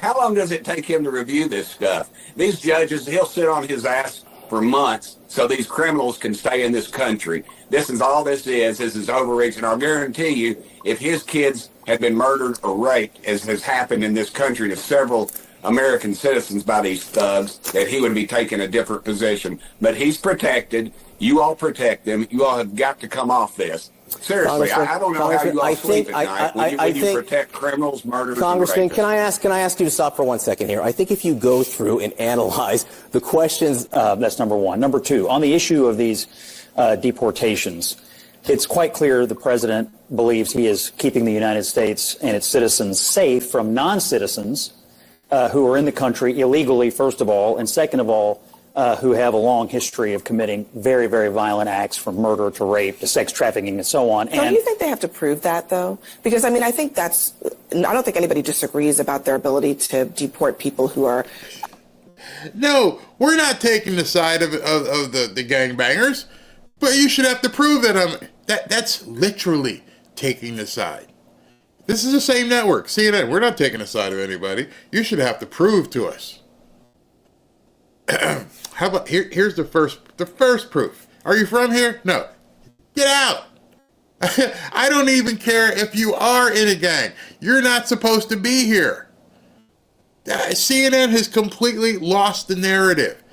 Which part do you want proven? You tell me. And can you prove that they're not? The president is the sole person who has to protect the United States. That is in the oath, which I'm downloading for tonight's show. That's him. And so he doesn't have to prove to you on CNN that these people are gangbangers. The easiest proof is they don't belong here. See, they've taken it a step further. They've run with this and gone further. Oh, yeah, we know they're illegals. Oh, they're newcomers, but we're not too sure they're gang members because most people walk around with face tattoos and body counts. Most people do that. They're just your normal newcomer. What? Who are murderers or rapists or whatever, but don't they have to actually prove that those people are who they say they are and that they've carried out those acts of those criminal acts? Well, we know they're violent people because... How do we know? Because their records have already been pulled. I mean, these people were violent. I think that the court, from where they came from, and now they're here illegally. So it wouldn't. One of the things that happened in court know who today. they are? Well, that's what I'm saying. Have One they of the even things given that us their happened identity? in the court today is that the lawyers for the government couldn't say really who these people were. And interesting enough, what they tried to use is they said, "Oh, we're looking at some of their tattoos, which means they have a gang affiliation, so they can be deported." It's a slippery slope that we don't want to open up. But they're illegal and that's immigrants, why we have right? a process for everything. But they're illegal immigrants, yes? So well, actually, again, we don't know. I felt like I was watching a comedy routine here. That's exactly what I said. And Scott Jennings is so right. But they're illegals, right? We don't even know. What do you mean you don't know? They got any ID? They just drop out the sky? Were they planted and harvested? What do you mean we don't know? Gets me crazy. Because they must think people are stupid. Okay, so I don't know if he shot anybody. I don't know if he was one of the ones involved in this or that. But I'm pretty sure I can confirm he's not supposed to be here. But no, let's not talk about that. That is the crux of it. They're not supposed to be here. Only you people want them here. There's another contrast. They're saying they're bad people so they can get out of here. It would be fine if we knew that, but we don't. And the quote is, it's all funny until the rabbit has the gun, right? What if somebody turns that on one of us or anybody we're citizens. else? They're not citizens. But there's people who are here. But there's no but. There is no but. No. Stop right there. I'm a citizen. They're not. But no, there's no but. They should have just hit the microphone. There's no but. I'm a citizen. It can't be turned around on me. They're not citizens. But I see this stuff and I'm like, oh, I got to clip this. I got to show you guys this. How can and by the way, the black guy is a lawyer. The black guy is an actual lawyer. And he just put a but at the end of that sentence. Affairs in America is one that citizens are being stopped and questioned. I met with a U.S. citizen who was stopped at a subway station, questioned by ICE, detained for 3 hours. This is the state of affairs in America. So it's not... But he wasn't deported. He was stopped, he was detained, he was questioned, and then he was let go. Which happens to lots of people in this country who are suspected of crimes. So are you saying now cops should not detain and question anybody? Wow. Necessarily about who's on that plane who may have a criminal record. We don't know their names, their first names and last name, but it is really about those that are not on the plane that could find themselves one day on a plane. You all are conflating different groups of people. U.S. citizens are different than non-citizens, and people here under certain status are much different than people who came here illegally, particularly if you came here illegally and you were violent where you came from. And I think the Trump administration, frankly, has a political and maybe even a legal mandate to exit from the country violent, illegal aliens. So, a few things. First of all, Trump is the distractor in chief. So, I don't envy Scott Jennings. Scott tries to bring fact, reasonable fact to an argument, whereas the rest of these nuts on the panel, which I'm sure he gets paid well to sit there with them. Again, you're seeing a contrast. You're seeing a contrast between someone who's talking fact and these nuts who can't do anything but try to insult Trump and insult MAGA and say things that don't make any sense. And Ana Navarro is one of the worst ones. Everything that comes out of her mouth is complete BS. Don't take my word for it. Benefits him that we're having this argument and that we are talking about and we're watching the video of these supposed violent criminals going into El Salvador, because that means we're not talking about the stock market tanking. Well, pretty sure that's not happening either. As you saw earlier with the prices of eggs, the gas, and everything else. They vomit upon themselves. Now we got to listen to Jamie Raskin. So, but I had not seen that Donald Trump is claiming that the pardon rendered by President Biden was somehow illegitimate because of the kind of pen that was used. This sounds like... No, he's not saying it's illegitimate because it's the type of pen used. I like how you try to euphemize things and reduce it to that nature. The problem people are having is that he was incapacitated, had dementia, and the accusation is that he had no idea what he was doing.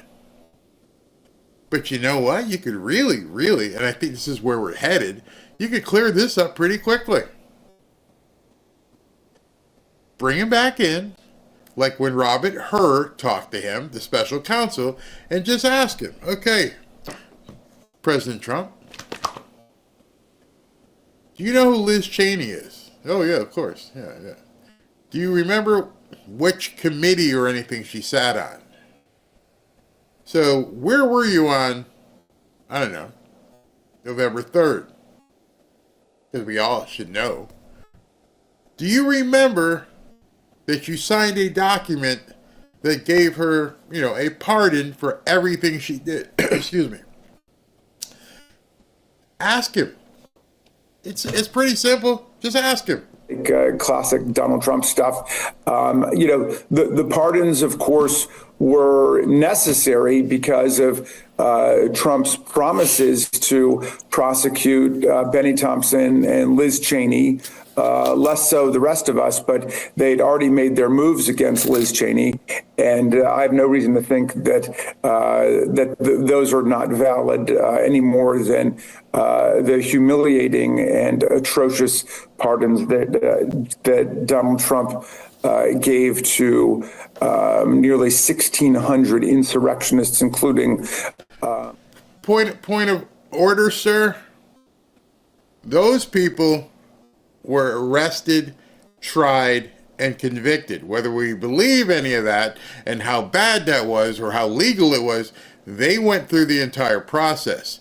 You and Liz and Adam Kinzinger and a couple other people, Adam Schiff, you got pardons before any investigation. See how he left that part out? Yeah, these people here, they went to jail, they were arrested, they have tried. So then they got pardoned.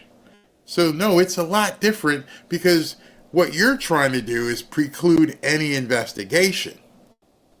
See, you can't be, prosecuted. But what we're finding out is happening is that these pardons, if they are voided, are going to cause a lot of problem for these people. When every single one of them could have said, no, thank you. I don't want the pardon. I didn't do anything. I don't care if you try to prosecute me if I haven't done anything. Oh, that's right. You don't want to spend your money defending yourself. Well, that should be a pretty easy defense. If they ask you questions, stay silent. You can plead the fifth, but now you can't. So now it's still going to cost you money.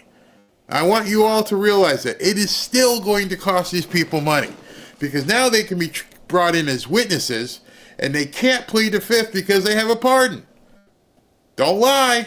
If you lie, you're going to go to jail. That's perjure yourself. But now you're still going to have to hire an attorney and you're still going to be put under deposition. So good luck. Violent felons who viciously attacked our police officers on January 6th.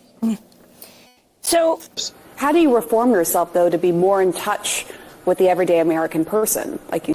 So this guy who's a Democrat, Seth Moulton, he's starting to see what's going on. And he's like, we need to change.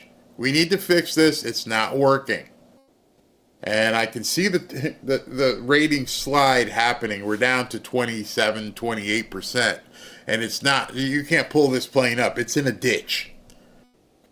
And so he's talking to CNN about what we need to do to fix it. Say. Well, I'll tell you what, we've become a party of people who preach down to others, who scold them, who say, if you don't agree with me, you're not only wrong, but you're a bad person. I mean, I think all of us have heard that attitude from many national Democrats in the past couple years. So I think we need to stop preaching and start listening. Start meeting Americans where they are. Don't take these minority positions on cultural issues and say, hey, if you don't meet this strict liberal litmus test, then you're not even a Democrat. He's right, but they're not going to do it. They can't do it because there's nothing else for them to talk about. They're stuck.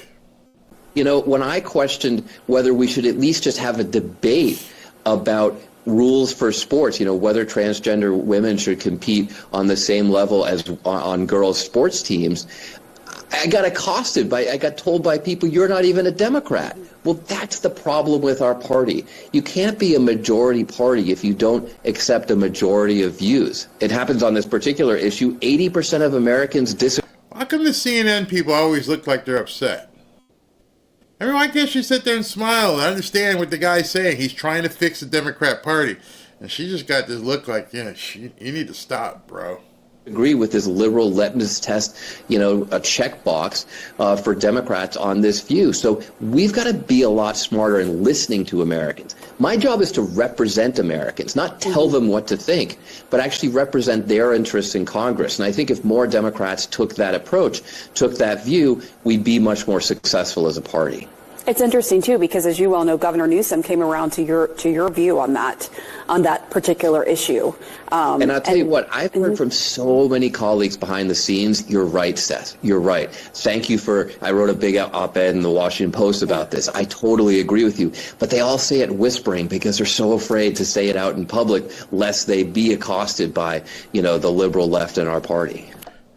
Say the names. Call these people out for who they are. So you just admitted on national television that you got a bunch of people in your party who are fraidy cats.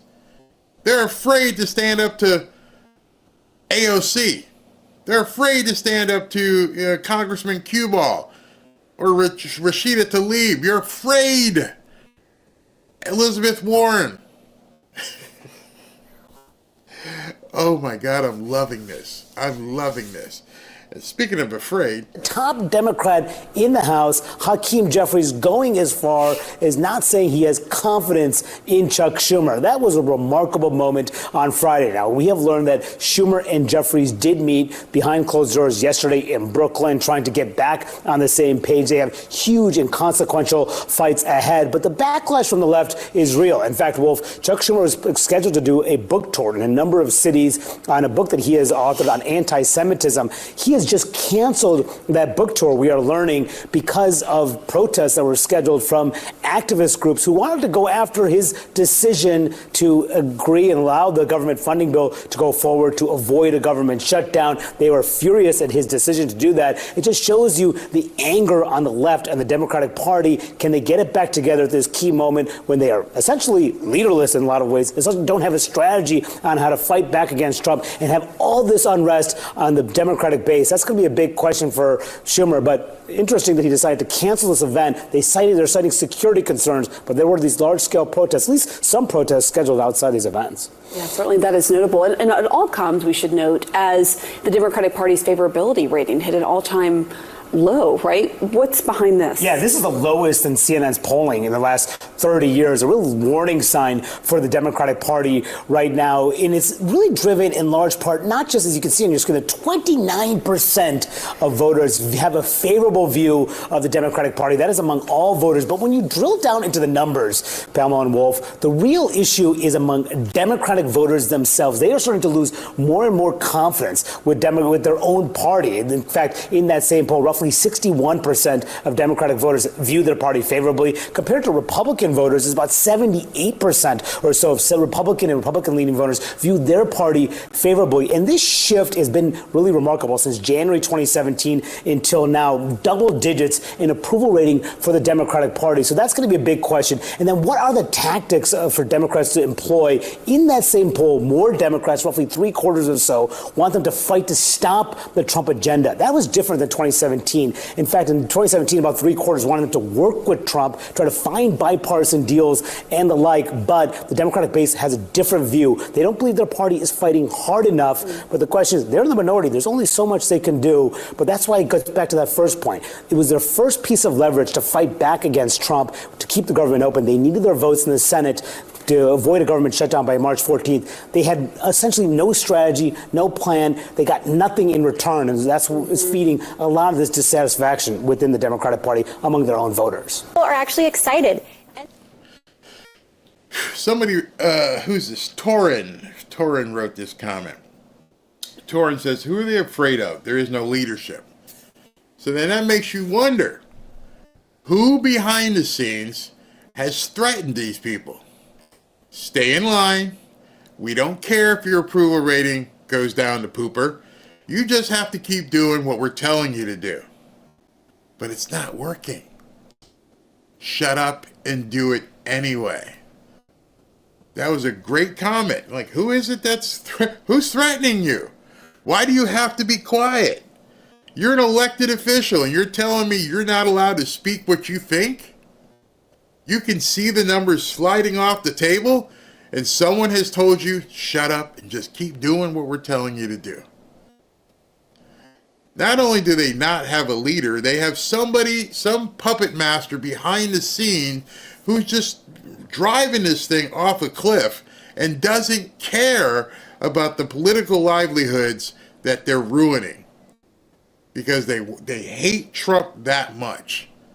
It's going to remind you of something that I'm going to show you here at the end because it's pretty similar to what another president was going through. Now, I think I have one more piece for you here. NBC News on Meet the Press, they reported their polling found the highest level of enthusiasm and the country going in the right direction since 2004. 20 years. So President Trump is doing exactly what he campaigned on. That's why 76% of people said, according to CBS polling, agreed with his State of the Union speech, which included a lot of independents and a lot of Democrats who were watching that speech. Carrie. That is why... Carrie, my namesake, Carrie. Yes, my fellow Carrie. You do know what you're saying is incorrect. I don't care about the polling. Why y'all gotta act like that? Say my name right. My name is such and such. Come on, man. She wasn't disrespecting you. And then she's on television and she's telling people right now, I don't care what the polls say. Fantastic. Have at it. Keep going. Everything's fine. Don't worry about the Republicans in MAGA. Ignore the polls. It's all a lie. People love what you people are doing. Listen to her rationale here. Talk to the America. I don't care what NBC is saying. I can talk to the people on the streets. Are you on the streets? Are you talking Absolutely, to people in real life situations who have everyday jobs who are saying they're unhappy? You know very well. Are you in the streets? I'm in the streets. When I'm in the streets, people, what streets are you in? Where are you in the streets? I don't know.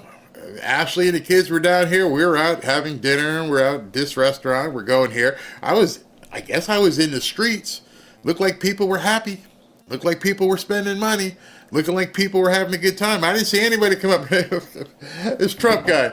Oh my goodness. What are we going to do about the Tres Leches? And we need to bring him back because, and this dude, Elon. Oh my God, Elon. Oh, what are we going to do about him? Because he's like finding out. What streets are you in? What streets are you in where people are complaining? Tell me. Because maybe you need to walk down a different street. Maybe you need to broaden yourself and get out of, your bubble in the studio, whether it be New York or Washington. Where are these people in the streets that are so freaked out about Elon Musk and President Trump? Or are you just lying? No, You're saying no. What that- I'm saying is, that Joe don't do me. Biden Don't try me today, Scotty. We what put I'm out a- saying we to put you out a is that CNN you poll. know, Are you saying by and our polling large, is wrong? No, what I'm saying to you is that you know, by and large, people are not happy. This is not. Don't try me? Wow. You got it like that, huh? Hey, good thing I wasn't sitting there. By the way, Miss Campion and myself, we've had a little joust a long time ago, back when she was ESPN, and I called her out on her racial BS, and then she blocked me. So we've got a little history, full disclosure here. and she's been like this for quite some time. And I didn't like it then, and I like it worse now. Don't try me? Who the F are you? I'm going to try anything I want. I'm going to say whatever I want. Scott, you're a better man than me, because, oh my God, if she had turned to me and said, don't try me, I'd have been like, or what? Or what? What are you going to do?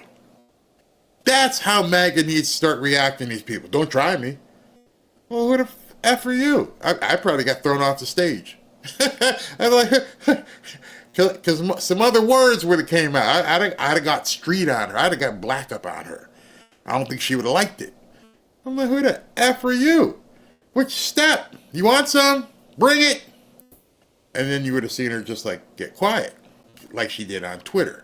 Very happy. They're unhappy with Democrats. You're happy. They're happy with Trump. You're happy. Democrats aren't happy. We're not happy with Democrats. Let me try to sort this out situation. real quick before we have to go to break.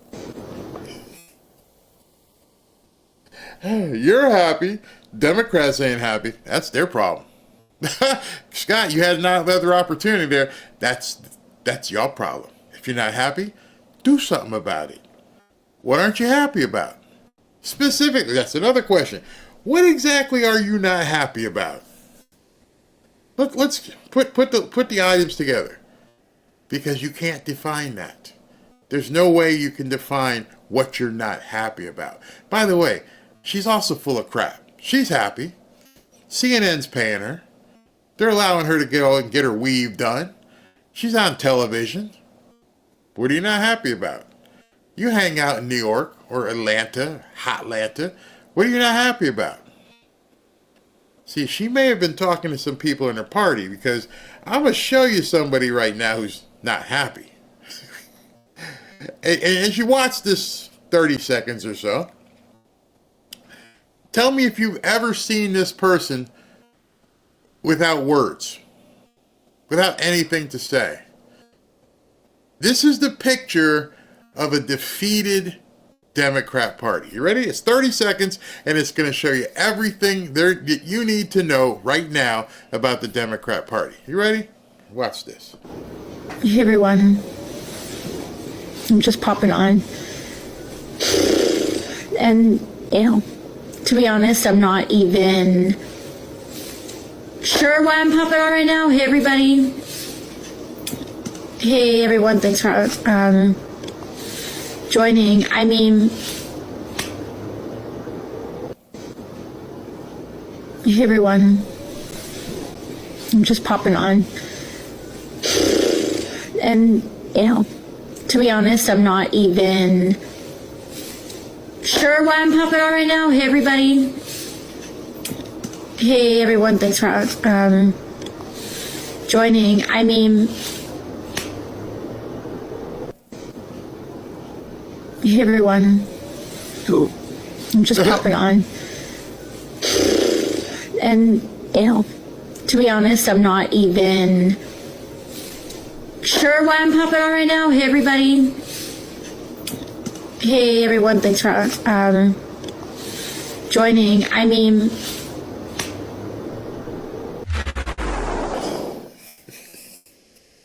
it was so short, I had to clip it a couple of times, because I'm like, say something. say something. Anything? Hey, everybody. I don't even know why I'm here. I've never seen that woman not have anything to say. It's at the point of complete exasperation. The Democrats are completely done. There's nothing that they can say. And Miss Verbose, she had nothing to say. Nothing to say. Oh my God, this moron. All right, so let me change gears with you here. She's seeking attention.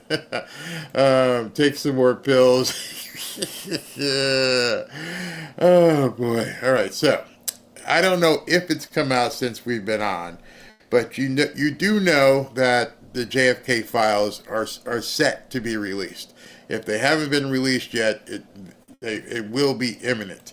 Not really sure what to expect in the JFK files. Not really sure how deep it's going to go. But what I want you to focus on something here. I got a video for you. And this show has been about contrast. Now I want you to change from contrast to recognizing similarities. I have a speech here from John F. Kennedy back in 1962. And what was going on in his mind, and what he was thinking about how the government was going and how the media was going. And I want you to watch this. I'm not going to interrupt too much. And I want you to listen to because many of you may be too young. Maybe you weren't around when JFK was president. Maybe you're not a historian type person that goes back and looks at things. But you're going to hear something over the next few minutes where you could almost see President Trump saying these words. And when I watched it, I said to myself, whoa.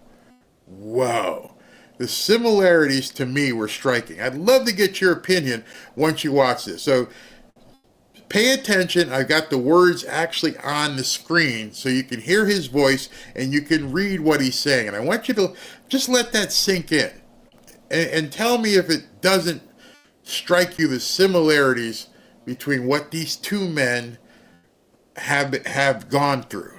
JFK doesn't go through it anymore, obviously, but at that time when he was saying these words. Listen to this. My topic tonight is a more sober one, of concern to publishers as well as editors. I want to talk about our common responsibilities in the face of a common danger. The events of recent weeks may have helped to illuminate that challenge for some, but the dimensions of its threat have loomed large on the horizon for many years. Whatever our hopes may be for the future, for reducing this threat or living with it, there is no escaping either the gravity or the totality of its challenge to our survival and to our security. A challenge that confronts us in unaccustomed ways in every sphere of human activity. This deadly challenge imposes upon our society two requirements of direct concern, both to the press and to the president. Two requirements that may seem almost contradictory in tone, but which must be reconciled and fulfilled if we are to meet this national peril. I refer first to the need for far greater public information, and second, to the need for far greater official secrecy.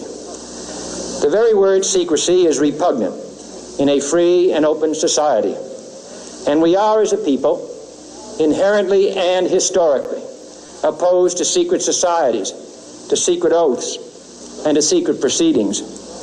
We decided long ago that the dangers of excessive and unwarranted concealment of pertinent facts far outweighed the dangers which are cited to justify it. Even today, there is little value in opposing the threat of a closed society by imitating its arbitrary restrictions. Even today, there is little value in ensuring the survival of our nation if our traditions do not survive with it. And there is very grave danger that an announced need for increased security will be seized upon by those anxious to expand its meaning to the very limits of official censorship and concealment. That I do not intend to permit to the extent that it's in my control. Now, I think you can begin drawing a parallel thus far. He's talking about the deep state. Whereas President Trump, as he was running, was saying, I'm going to obliterate the deep state, which is what we're seeing right now happen. President Kennedy, prior to his assassination, said the exact same thing. I do not intend to permit that to the extent that it is in my control.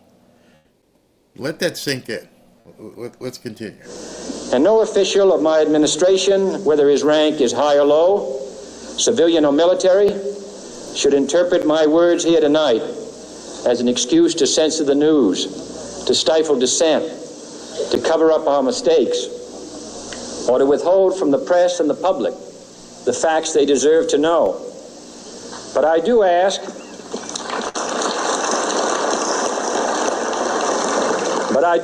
every publisher, every editor, and every newsman in the nation to re-examine his own standards and to recognize the nature of our country's peril. In time of war, the government and the press have customarily joined in an effort based largely on self-discipline to prevent unauthorized disclosures to the enemy. In times of clear and present danger, the courts have held that even the privileged rights of the First Amendment must yield to the public's need for national security.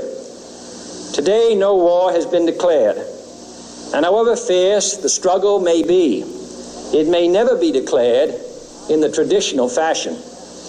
Our way of life is under attack. Those who make themselves our enemy are advancing around the globe. The survival of our friends is in danger. And yet no war has been declared. No borders have been crossed by marching troops. No missiles have been fired. If the press is awaiting a declaration of war before it imposes the self-discipline of combat conditions, then I can only say that no war ever posed a greater threat to our security. I heard that and I was like, oh, OMG. He's laying it out what we're seeing today. 62 years ago. We have no armies coming across the shore, but we have the media saying, hey, don't worry about it. Everything's fine. You're not under attack. Yeah, we are under attack. We're absolutely under attack. There's no missiles being fired. Yeah, but we're still under attack. You're not looking. And this man saw into the future. He saw at the present time when he was. And I'm like, here we are 60 years later. And he's defining what we're seeing. I mean, it was I had goosebumps. Like, oh, wait a second. Oh, this is crazy. If you are awaiting a finding of clear and present danger, then I can only say that the danger has never been more clear, and its presence has never been more imminent. It requires a change in outlook, a change in tactics, a change in missions by the government, by the people, by every businessman or labor leader, and by every newspaper.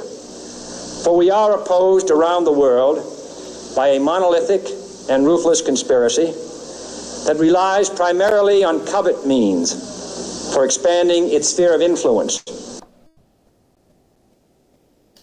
It relies mainly on, he says covert because he's from Massachusetts, covert means. In the secrecy, in the darkness, in the shadows, the deep state. That's why this man is, well, he'd be too old now probably, but that's why he was taken from us. On infiltration instead of invasion, on subversion instead of elections, on intimidation instead of free choice, on guerrillas by night instead of armies by day. It is a system which has conscripted vast human and material resources into the building of a tightly knit, highly efficient machine that combines military, diplomatic, intelligence, economic, scientific, and political operations. Its preparations are concealed, not published. Its mistakes are buried, not headlined. Its dissenters are silenced, not praised. No expenditure is questioned. No rumor is printed. Are you seeing this? I hate to break up JFK, but I'm stunned watching this when I watched it the first time. I had to watch it twice. And when he got to this point, And he said, no expenditure is questioned. What did Wally the Nigerian do about USAID? What the exact words? No expenditure is questioned. No rumor is printed. No secrets to be revealed.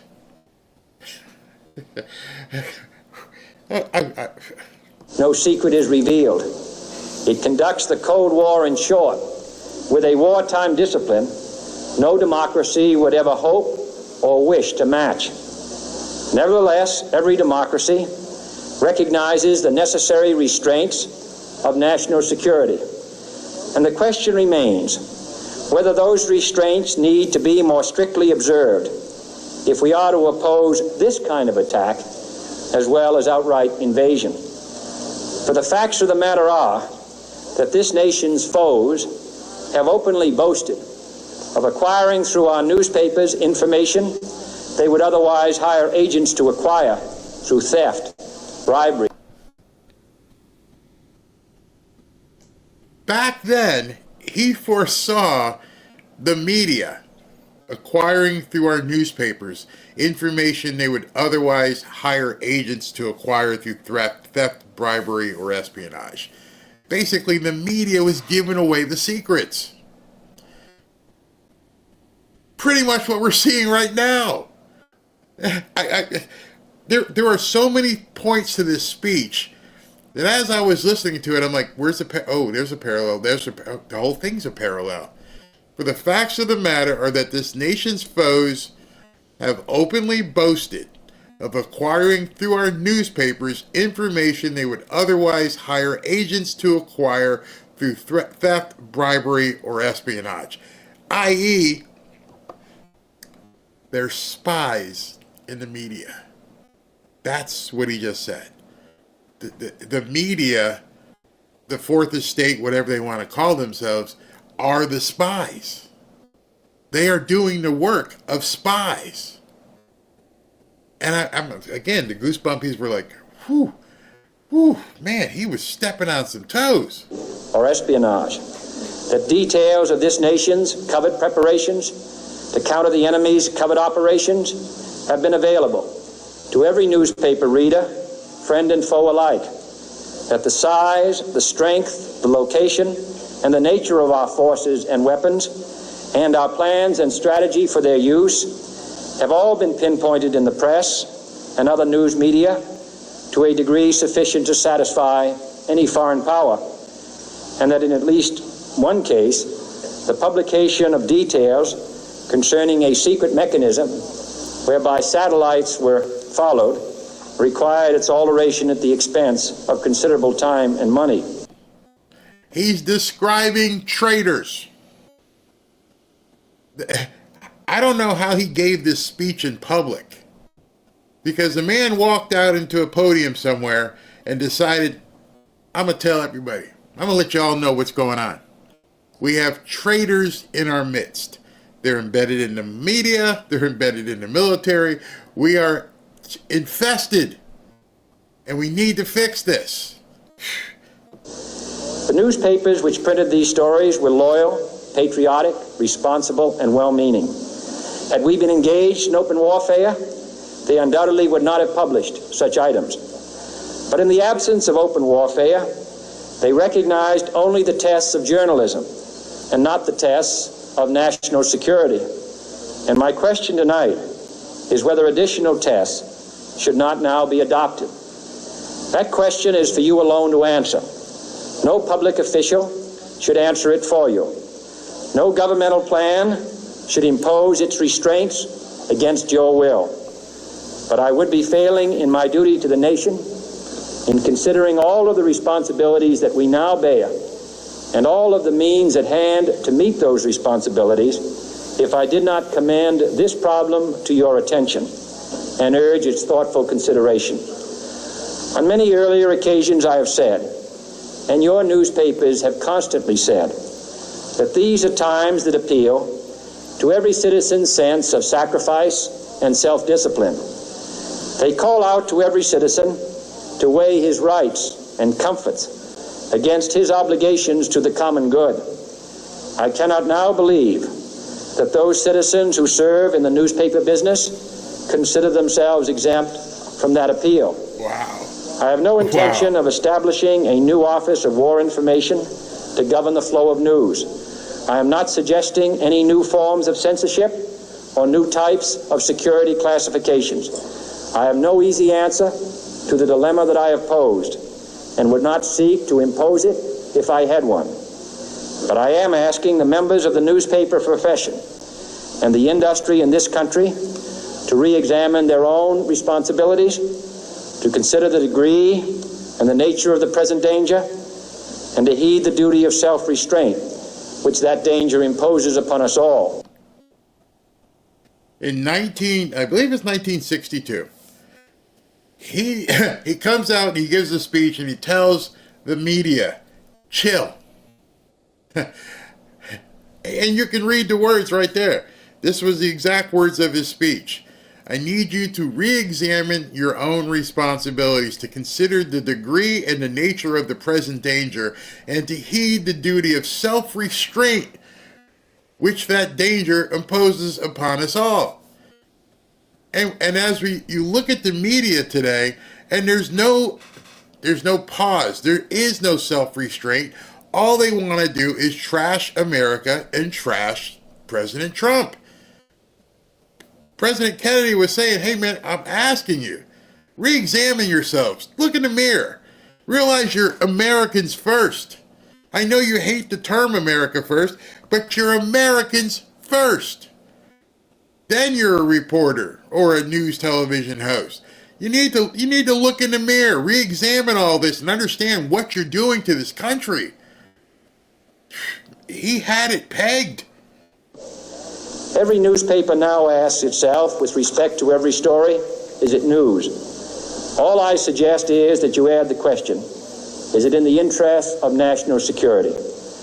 And I hope that every group in America, unions and businessmen and public officials at every level, will ask the same question of their endeavors and subject their actions to this same exacting test. And should the press of America consider and recommend the voluntary assumption of specific new steps or machinery, I can assure you that we will cooperate wholeheartedly with those recommendations. Perhaps there will be no recommendations. Perhaps there is no answer to the dilemma faced by a free and open society in a cold and secret war. In times of peace, any discussion of this subject and any action that results are both painful and without precedent. But this is a time of peace and peril, which knows no precedent in history. It is the unprecedented nature of this challenge that also gives rise to your second obligation, an obligation which I share. And that is our obligation to inform and alert the American people, to make certain that they possess all the facts that they need and understand them as well, the perils, the prospects, the purposes of our program, and the choices that we face. So in 1961, 2, whatever it was, he says, I have the same obligation that you have. And basically he's saying, be truthful. To make certain that they possess all the facts that they need and understand them as well, the perils, the prospects, the purposes, the choices that we face. Be honest. So you're seeing right now, as far as I'm concerned, the exact same peril that President Trump is involved in. Hey man, stop with the fake news. Can you just tell the truth? Nope. So you're putting national security interests behind your own, I don't know what you have interest in. Because your $1 million salaries mean nothing if America goes down. So I don't understand what they're doing. Who have you pledged allegiance to? Rachel Maddow, you make $20 million a year, but you piss all over America.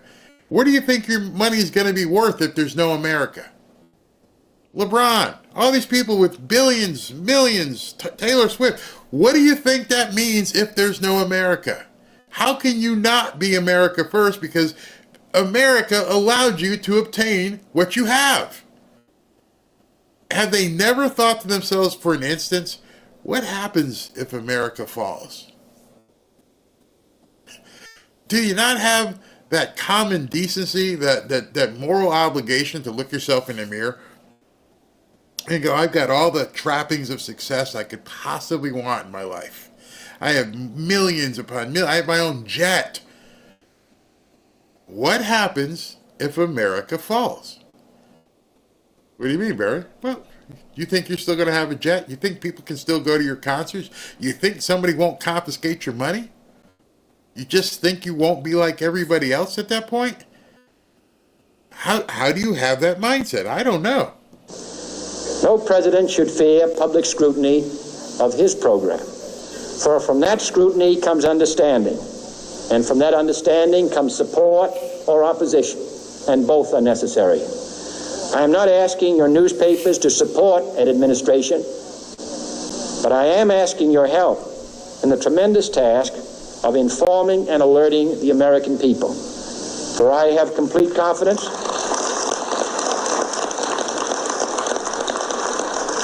in the response and dedication of our citizens whenever they are fully informed. I not only could not stifle controversy among your readers, I welcome it. This administration intends to be candid about its errors. For as a wise man once said, an error doesn't become a mistake until you refuse to correct it. We intend to accept full responsibility for our errors, and we expect you to point them out when we miss them. Without debate, without criticism, no administration and no country can succeed, and no republic can survive. That is why the Athenian lawmaker Solon decreed it a crime for any citizen to shrink from controversy. And that is why our press was protected by the First Amendment, the only business in America specifically protected by the Constitution, not primarily to amuse and entertain, not to emphasize the trivial and the sentimental, not to simply give the public what it wants, but to inform, to arouse, to reflect, to state our dangers and our opportunities, to indicate our crises and our choices, to lead, mold, educate, and sometimes even anger public opinion. This means greater coverage and analysis of international news, for it is no longer far away and foreign, but close at hand and local. It means greater attention to improved understanding of the news, as well as improved transmission. And it means, finally, that government at all levels must meet its obligation to provide you with the fullest possible information outside the narrowest limits of national security, and we intend to do it. It was early in the 17th century that Francis Bacon remarked on three recent inventions already transforming the world: the compass, gunpowder, and the printing press. Now the links between the nations, first forged by the compass, have made us all citizens of the world, the hopes and threats of one becoming the hopes and threats of us all. That could be the foreshadowing of the internet. When I heard this, was the compass back then. They didn't have the internet. Everybody in every country couldn't reach out to somebody in Tanzania and speak to them. Now we are so interconnected, we have the internet. And because of that, the threats that are here can be threats over there. We are all communicating at the same point here, which makes it even more of an obligation. It makes the press that much more important. Or we end up just basically taking over for the press, which I don't have a problem. We are the media. In that one world's effort to live together, the evolution of gunpowder to its ultimate limit has warned mankind of the terrible consequences of failure. And so it is to the printing press, to the recorder of man's deeds, the keeper of his conscience, the courier of his news, that we look for strength and assistance. The American people will have their hands on these documents, and there will be a story to tell. I won't preview that story, but let me tell you, the American people are truly going to be shocked at what they see. Well, I don't know what we're going to see. I don't know what lies ahead. I don't know what's in these documents. Maybe a nothing burger, but the similarities that I heard in that speech, I don't know what the name is. I'll go ahead and find what it was for, but it gave me goosebumps as he was literally exposing the deep state back then. And then obviously he didn't know a few scant months later he would no longer be here. Probably because of some of the stuff he was saying in his speeches, letting people know there's some people back there in the shadows that are really, really, really don't have your best interest at heart, which is the same as today. And we have a press that is complicit. Crazy. Absolutely crazy.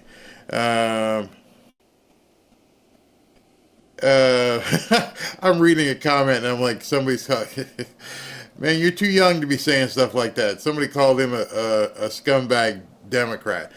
Let me just say something to you, since you probably weren't here back then. That man could never get elected president as a Democrat. Just like his nephew couldn't get elected as a Democrat president. The Democrat Party has gone way over here. He's more conservative than a lot of conservatives are.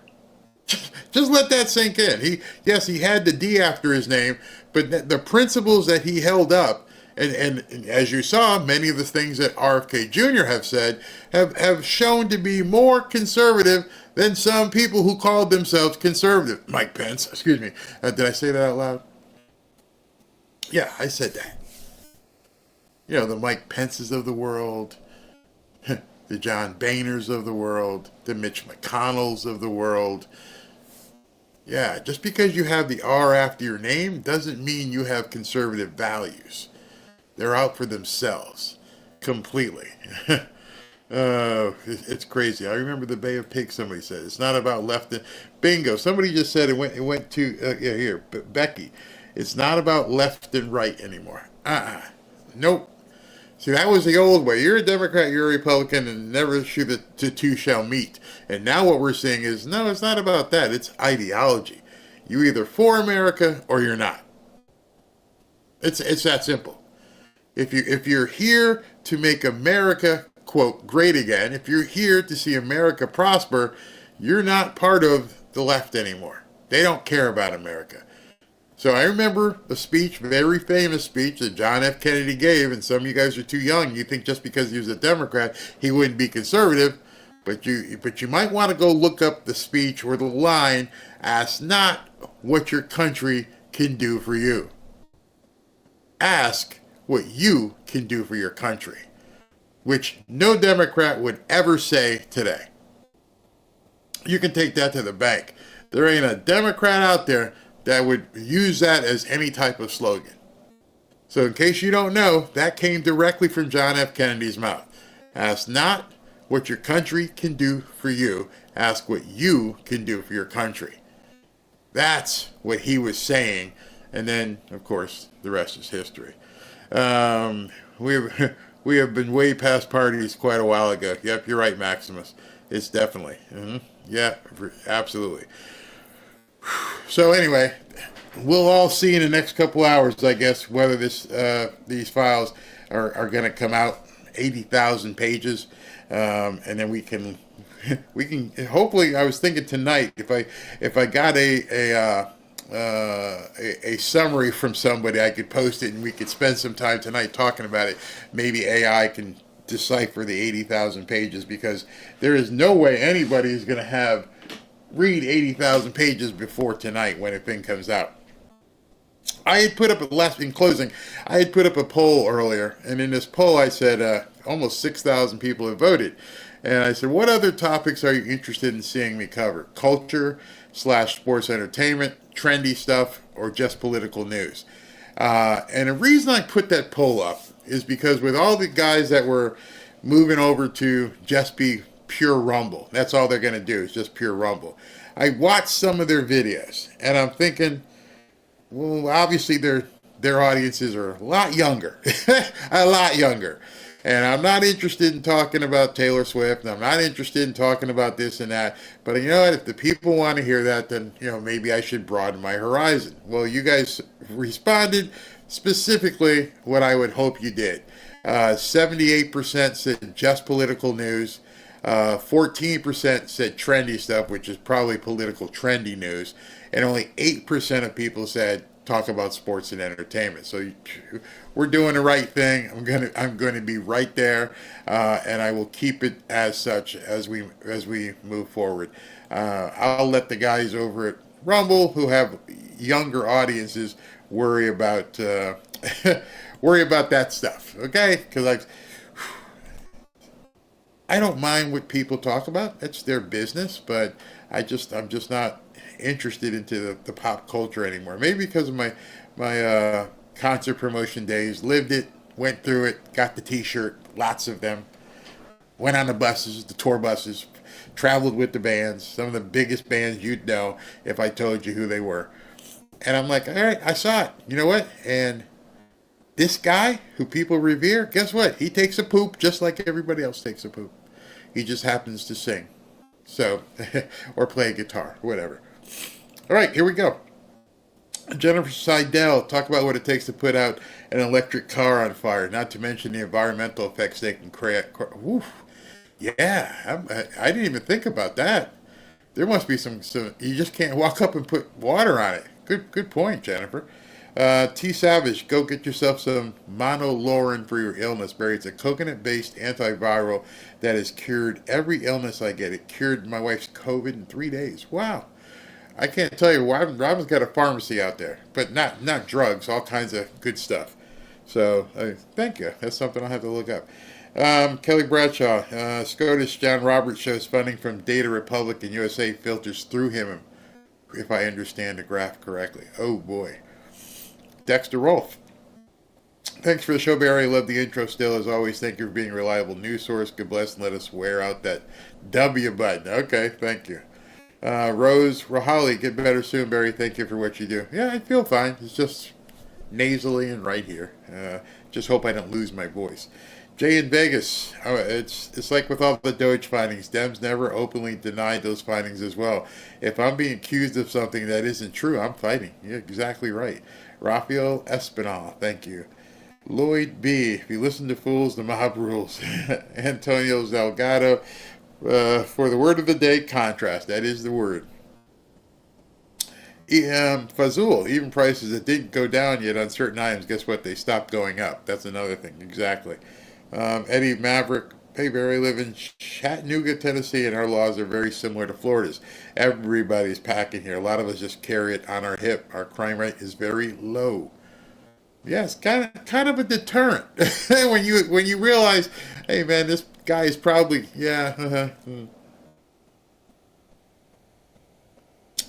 Jose Bazil, hey Barry, when I first met you, I asked one question: if Trump will go after the NGOs, and you said it's coming.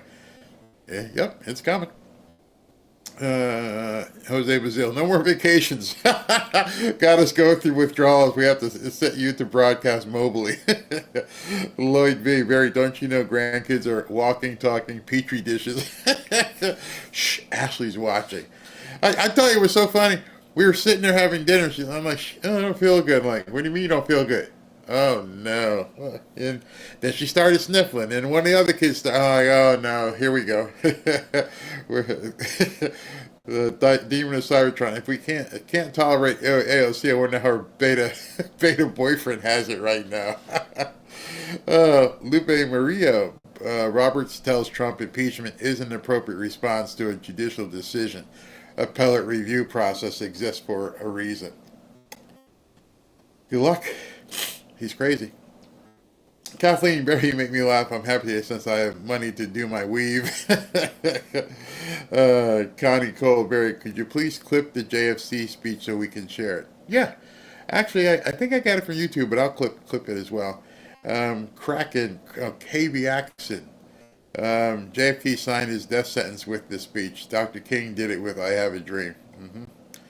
Lupe Murillo, Roger Stone said the deep state got Kennedy hooked on meth. There have been at least 3 gun sneaks next to Trump. There was one January 20th in the room. Crazy. Thank you so much, Barry. Please consider showing Ronald Reagan's speech, Time for Choosing. Oh, I have to look it up. Thank you. And Far Isle, globalism is just communism in a clean diaper. Yeah, at least we know what we're up against. That's the other thing. These people, it's if you don't have America first, then who do you have first? Hold on a second.